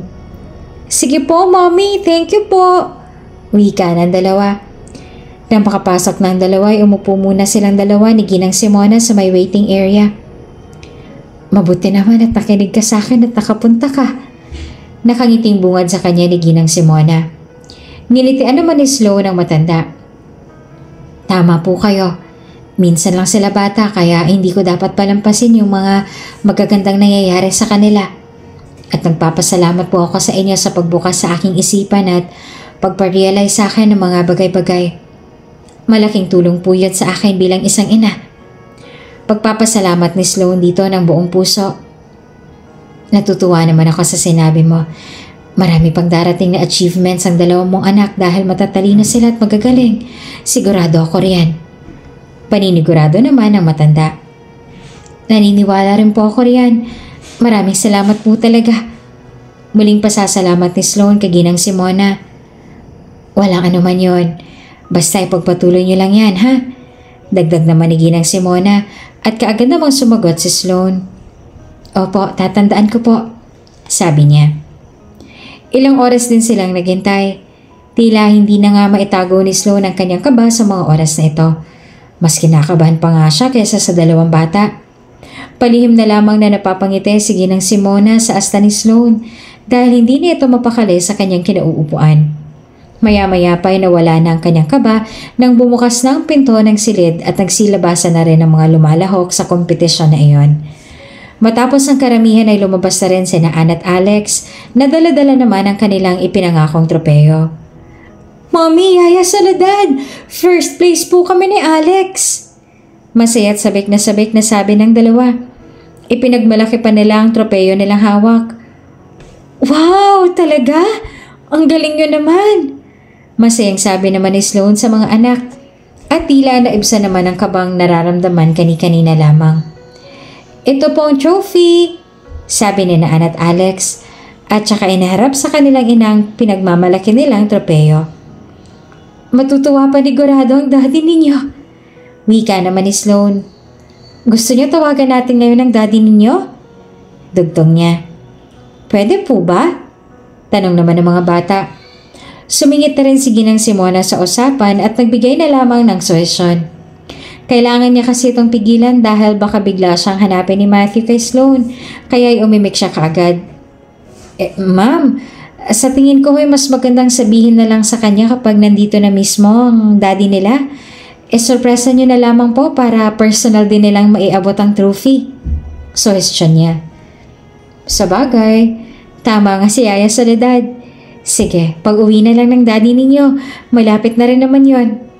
At sumang-ayon naman si Sloan. Okay, sige po, Mommy. Pumayag naman ang mga bata.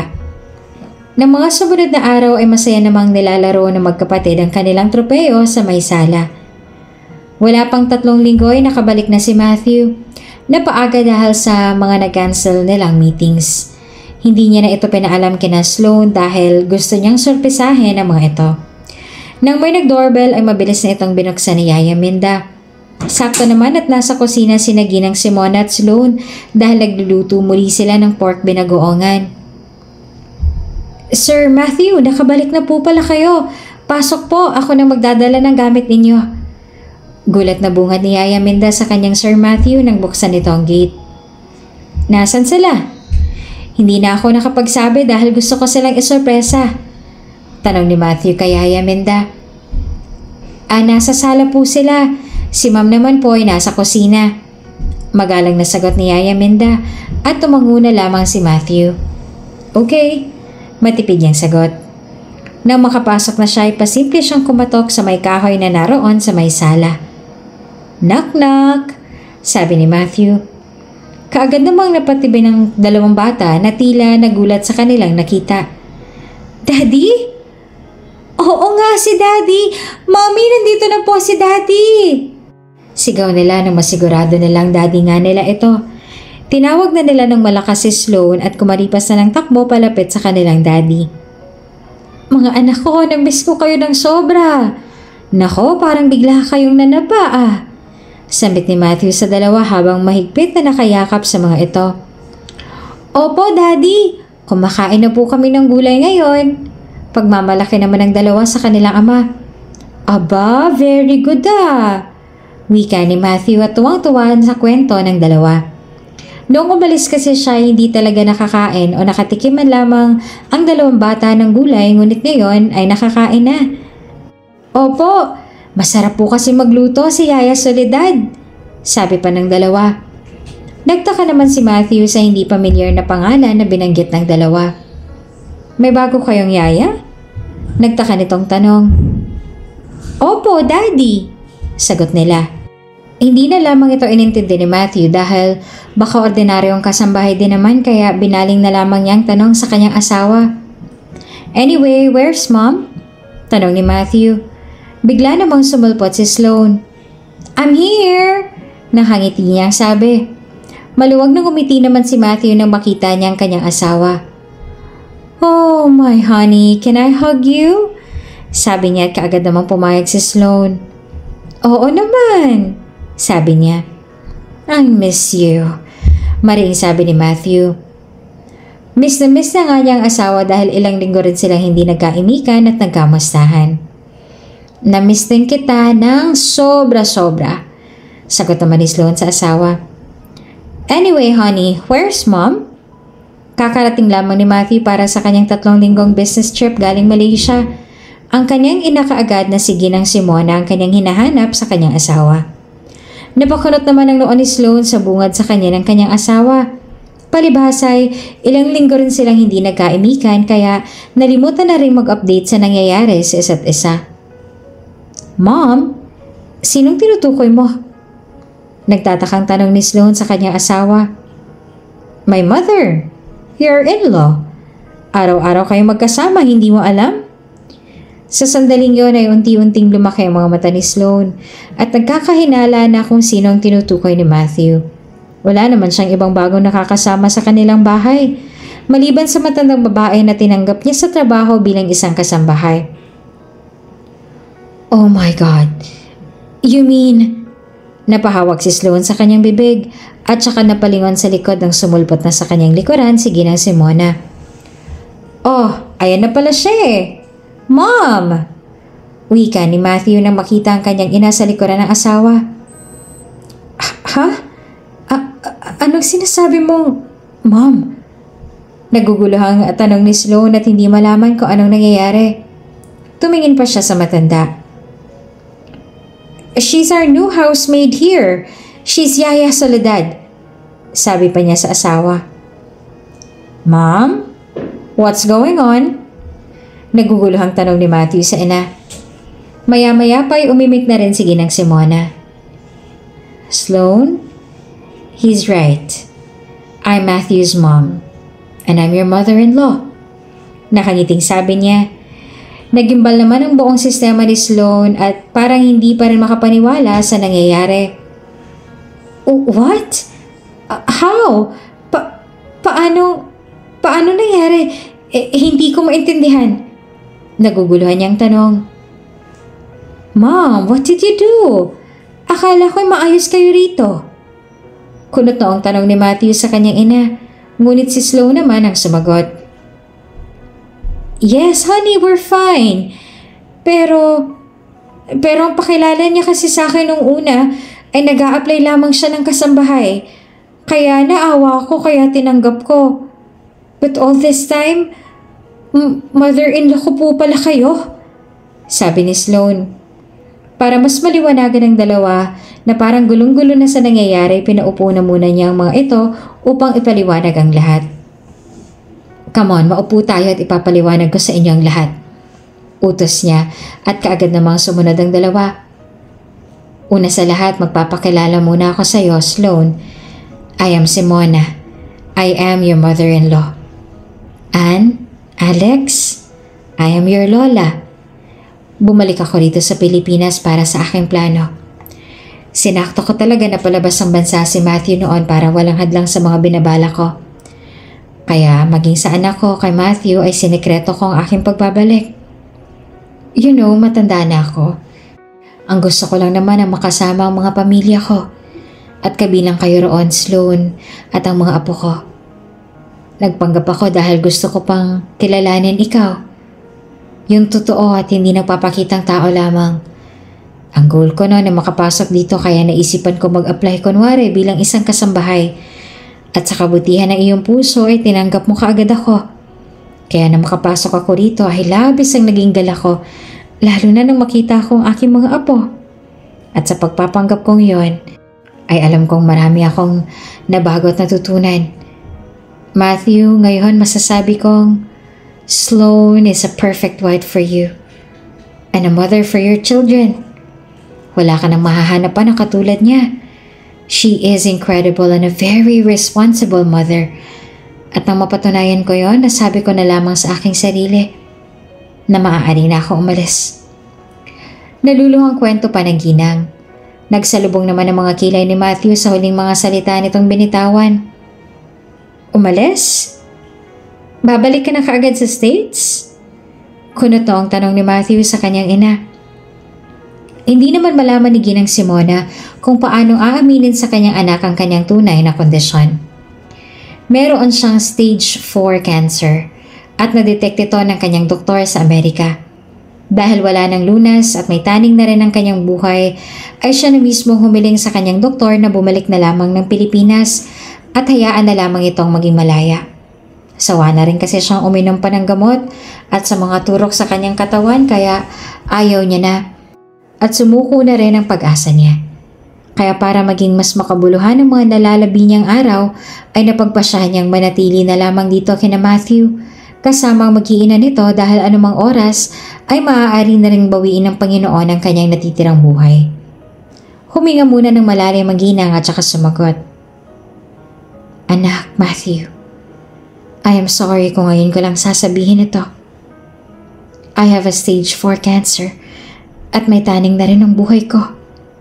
Pag-amin ni Ginang Simona. Ngumisi lamang si Matthew at mas lalong naguluhan. Mom, if this is still part of your prank, then it's not funny anymore, sabi niya sa ina. Sa pagkakataong iyon ay medyo galit na rin si Matthew dahil kakabalik pa lamang niya ay ang dami na kaagad na nangyayari. Hindi na to prank, anak. I am dying. At totoo yan. You can ask my doctor kung hindi ka pa rin makapaniwala. I know it's hard, but I still need to go. Your dad is waiting for me. Nakangiting sabi ng ginang na nangingilid na ang mga luha. Mom, please. Why are you saying this? Ano bang nangyayari? Bakit ang bilis? Bukas na bukas pupunta tayo sa doktor at baka magawan pa ng paraan. Hindi pa rin maitago ni Matthew ang kanyang nararamdaman. No, iho. Huwag ka na mag-abala pa. Ayos na ako. Tanggap ko na ang kapalaran ko. At ngayon, mas gumaan ang aking pakiramdam dahil nasa tamang babae ka na. Yung pagkilates ko sa kanya, lumagpas sa expectation ko. Masaya na akong malaman na may mabuti kang asawa at malulusog na mga anak. At ngayong narito ka na, maaari na rin akong umalis anumang oras. Masaya na ako roon, anak. Sabi pa ni Ginang Simona. Sa kabilang banda ay nagsalita na rin si Sloan. Mom! Naiiyak niyang sambit. Sloan, you're a good woman and a very responsible mother. Sana wag mong kalimutan yung mga payo ko. Always make time for Anne and Alex. They're very witty and responsible like their parents. Napaka-talented pa. Please promise me, Sloan, naaalagaan mo sila na mabuti. At si Matthew, lahat ng tinuro ko sa'yo, wag mong kakalimutan even the pork binagoongan. I already gave you my recipe and taught you how to cook that. From now on, that's all yours. Pakiusap ng matanda sa kanyang manugang. Hinawakan pa nga niya ng mahigpit ang mga kamay nito sa unang pagkakataon at tumingin ng diretso sa kanyang mga mata. Hinawakan din ni Sloan ng mahigpit ang ginang. Thank you, Mom. Ang saya ko pa naman kasi finally nakilala ko na kayo. Pero aalis din pala kayo. Ang daya nyo naman eh. Kahit pa ulit-ulit nyo akong i-prank, ayos lang. Basta wag na kayong umalis. My kids needs a grandma like you. You changed them. And thank you for helping me.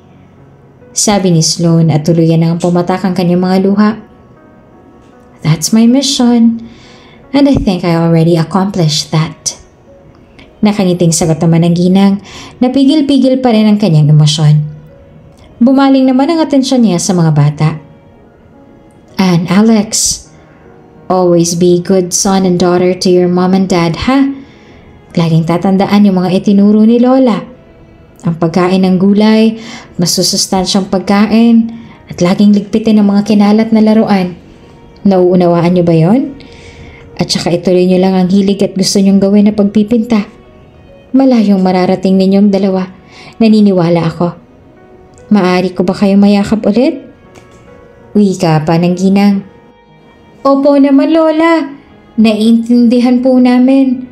Mahal na mahal po namin kayo, Lola. Sabi ng magkapatid habang mahigpit na nakayakap sa kanilang lola. Very good, sagot naman ng ginang. And to you, my son Matthew, you know how much I love you. Always protect your family at all costs. Love them endlessly. They are your treasure. And just like Sloan, please make time for your kids. They need both of you more than anything. Ingatan mo ang sarili mo, anak. My only son. Mahal na mahal kita. And please forgive me kung hindi ko agad sinabi sa'yo. At doon ay tuluyan ng lumuha ang matanda. Hanggang sa bumagsak na ito at mawala na ng malay. Mom? Mom! Paulit-ulit na sigaw ni Matthew sa kanyang kandungan nung mandusay ang kanyang ina. Kaya sobrang sakit nito para sa kanya. Please ready the car! Utos ni Matthew at binuhat na si Ginang Simona. Opo, sir. Sagot naman ni Yaya Minda. Yaya Minda, ikaw na munang bahala sa dalawa.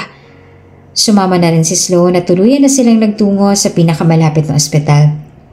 Nang makarating sila doon ay isinakay na kaagad ang Ginang sa hospital bed at idineretsyo na si ER. Mom, please wake up. Mom? Doc, please do everything to save my mom. Please? Mom, please naman.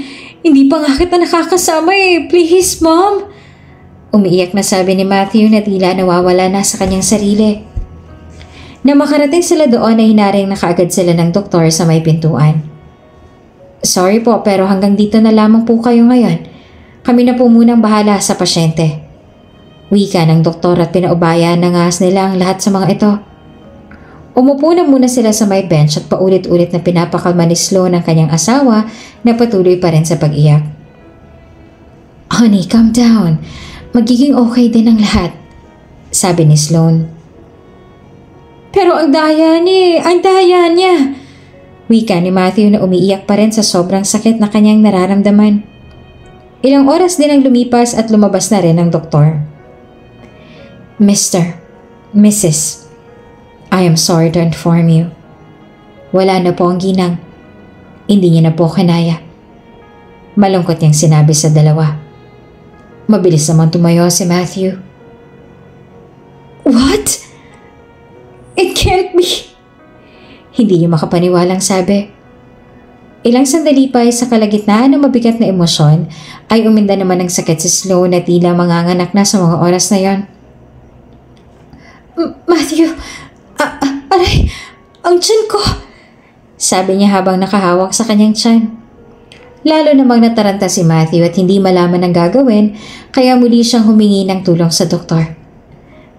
Honey, Doc, I think manganganak na siya, sabi ni Matthew sa doktor at kaagad namang kumilos na ito kasamang ilang mga nurse na naroon. Okay, mister, let us handle this. Nurse, back up, sabit ng doktor. Makalipas ang ilang oras ay muli nang lumabas ang doktor. Tumayo kaagad si Matthew at nilapitan ng doktor. Dok, kamusta na hong mag-ina ko? Tanong niya. Gumiti naman ang doktor at masayang ibinalita na nakaraos na si Sloan sa panganganak. Nakaraos na ho ang misis ninyo. Babae ho ang anak ninyo. Maya-maya pa ho'y maaari na siyang ilipat sa recovery room. Nakangiting sabi naman ng doktor. Talaga ho? Maraming salamat ho, Dok. Bigla namang lumiwanag ang itsura ni Matthew nang malamang ligtas na ang kanyang mag-ina. Kahit na may kaunting kirot pa rin sa kanyang puso dahil naman sa pagkawala ng kanyang ina. Nang mailipat na si Sloan sa kwarto at nang magkamalay na rin ay si Ginang Simona kaagad ang kanyang hinanap. Han, si Mommy. Mahinang sabi ni Sloan. Mahina pa ang kanyang katawan buhat sa panganganak kaya hindi na muna niya pwedeng pwersahin ang kanyang sarili, lalo pat cesarean section siya. Umupo naman si Matthew sa gilid ng kanyang kamang hinihigaan. I decided na ipakremate na lamang si Mommy. Ang tagal ko rin siyang hindi nakasama. Tapos kung kailan nabigyan na ng pagkakataon, ay saka naman siya aalis. Malalampasan din natin to. Malungkot na sambit naman ni Matthew. Hinawakan ng marahan ni Sloan ang mukha ng kanyang asawa. Hindi sila gaanong makapagsaya ngayon dahil sa lungkot na nararamdaman nila sa pagkawala ng ginang. Kaya ang tanging magagawa lamang ngayon ni Sloan ay ang pagaanin ng loob ng asawa at pakalmahin ito. Oo, honey. You are strong. At alam kong makakaya natin ang pagsubok na to. Wika pa ni Sloan sa asawa. Anyway, hon, I decided na Simona na lamang ipangalan natin sa baby girl natin para lagi pa rin natin siyang maaalala. Sabi nga nila, kapag may umaalis, may bago rin namang dumadating. Okay lang ba sa'yo yun, hon? Sa pagkakataong yun, tunay nga na kapag may umaalis, ay may pumapalit naman na mas maganda ring bagay. Naisipan ni Sloan na isunod sa pangalan ng yumaong matanda ang pangalan ng kanilang bunso bilang pagbigay alaala na rin sa ginang dahil sa mga magagandang nagawa nito sa kanilang pamilya. Ikinatuwa naman ito ni Matthew at mabilis na sumang-ayon sa desisyon ng asawa. Oo naman, gustong-gusto ko yun. Nakangiting sabi ni Matthew. Na makatatlong araw na pinayagan na rin makalabas sina Sloan at dala-dala na rin ni Matthew ang nalalabing abo ng kanyang ina na nakalagay na sa maliit na banga. Na makauwi na sila ay mabilis naman silang sinalubong ni Ann at Alex na may mga ngiti sa kanilang mga labi. Mommy! Daddy! Malakas na sabi ng mga ito habang kumakaripas ng takbo papalapit sa kanilang mga magulang. Mga anak! Masayang sabi naman ni Sloan at tila sabik na rin makayakap ang dalawa. Nang makalapit na sila sa kanilang inay, sinisilip-silip nila ang baby na hawak-hawak na to. Siya na po ba si baby Simona? Maligayang tanong ng dalawa. Kulang na nga lamang ay dambahin ng kanilang ina upang makuha si baby Simona. Oo anak, siya si baby Simona, ang bunso ninyong kapatid. Sagot naman ng kanilang daddy. Mami, patingin po! Pangungulit ng dalawa. Para mas makita nga ng dalawang kanilang bunsong kapatid, ay nagtungo muna sila sa sala at doon ay maupo sila sa may sofa. Okay, sige. Dahan-dahan lang at sariwa pang tahi ni Mami, okay? Maingat naman na sabi ni Sloan sa mga anak na wala talagang mapagsidlan ng kasabikan. Nang maglaro na sila sa baby ay tumawag naman sa atensyon ng dalawa ang daladala ng kanilang ama na isang maliit pa na puting banga. Daddy, ano po yung dala ninyo? Tanong ng dalawa. Para mas maunawaan ng dalawa ay sinama ni Matthew ang mga ito sa may altar. Ipinatong niya sa ibabaw ng cabinet na naroon ng banga na naglalaman ng abo ng kanyang ina na daladala niya. Hali kayo. Iyaya pa ni Matthew. Nang may patong ni Matthew sa ibabaw na yon ng banga, ay saka niya ipinaliwanag sa mga anak kung ano iyon. Itong Lola Simona ninyo. Abo na siya ngayon. Pero parang kasama pa rin natin siya. Mahal na mahal kayo ng Lola ninyo, sabi ni Matthew. Nakatitig naman ang dalawa doon at naiiyak na sumagot. Mahal na mahal din po siya namin, Daddy. Siya po ang best Lola sa buong mundo. Sabay na sabi ng dalawa. Maya-maya pa'y umalis sandali si Ann at mabilis na nagtungo sa kanilang painting room at dali-daling may kinuha. Ann, saan ka pupunta? Nagtatakang tanong ni Matthew sa anak. Sandali lang, Daddy. May kukunin lang po ako sa itaas. Sagot niya at dali-dali nang umalis. Ilang sandali pa na makabalik na siya ay dala-dala na ni Ann ang trophy na napanalunan nila sa painting competition. Daddy, pwede po bang makikilagay ng trophy na to sa tabi ng abo ni Lola? Pakiusap ni Ann sa kanya. Sinunod naman ni Matthew ang pakiusap ng anak at itinabi nga sa abo ni Ginang Simona ang trophy na iyon.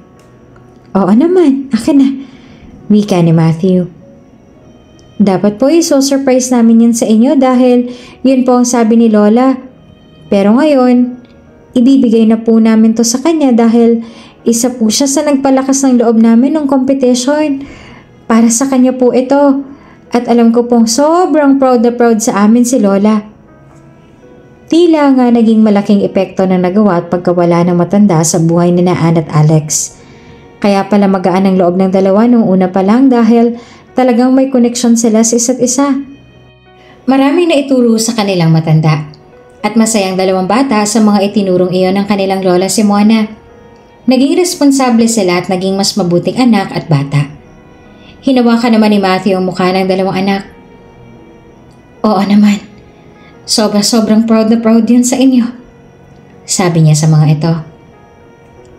Ang dami po namin natutunan sa kanya, Daddy. Hindi po namin siya makakalimutan. At sa susunod po naming competition, i-goal po ulit namin ng trophy hanggang sa mapuno po namin itong aparador para maraming kasamang abo ni Lola Simona. Masayang sabi ng dalawang bata habang pinupunasan ang mga luha. Sisingot-singot pa nga si Alex dahil ilang araw pa lamang nilang hindi nakikita ang kanilang Lola Simona ay namimiss na kaagad nila ito.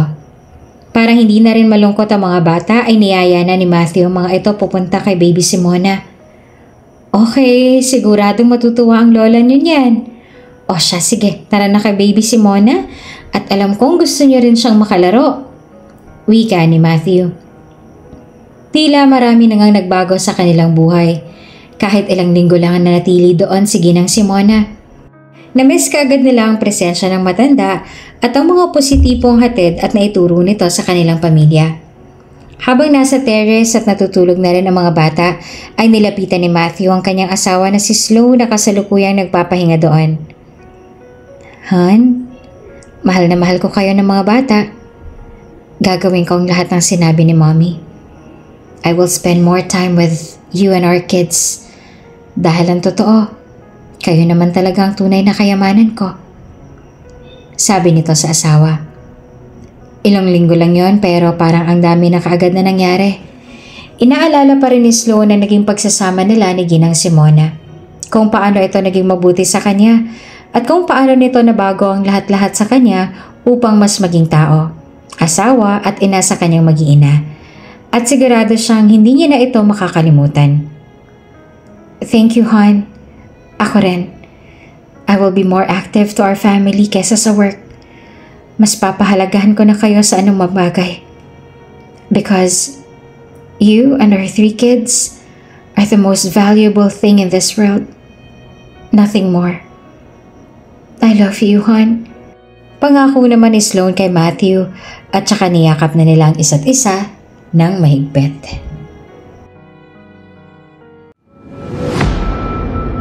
Kung bago ka pa lang sa channel na ito, Ate Jane TV, huwag kalimutang pindutin ang notification bell and subscribe button. Sana po hindi naman malaking abala sa inyo ang pagpindot ng subscribe button dahil ang kapalit po nito ay ang pagsuporta para makapag-produce ng mga libreng stories sa mga channels ni Ate Jane. Maraming salamat!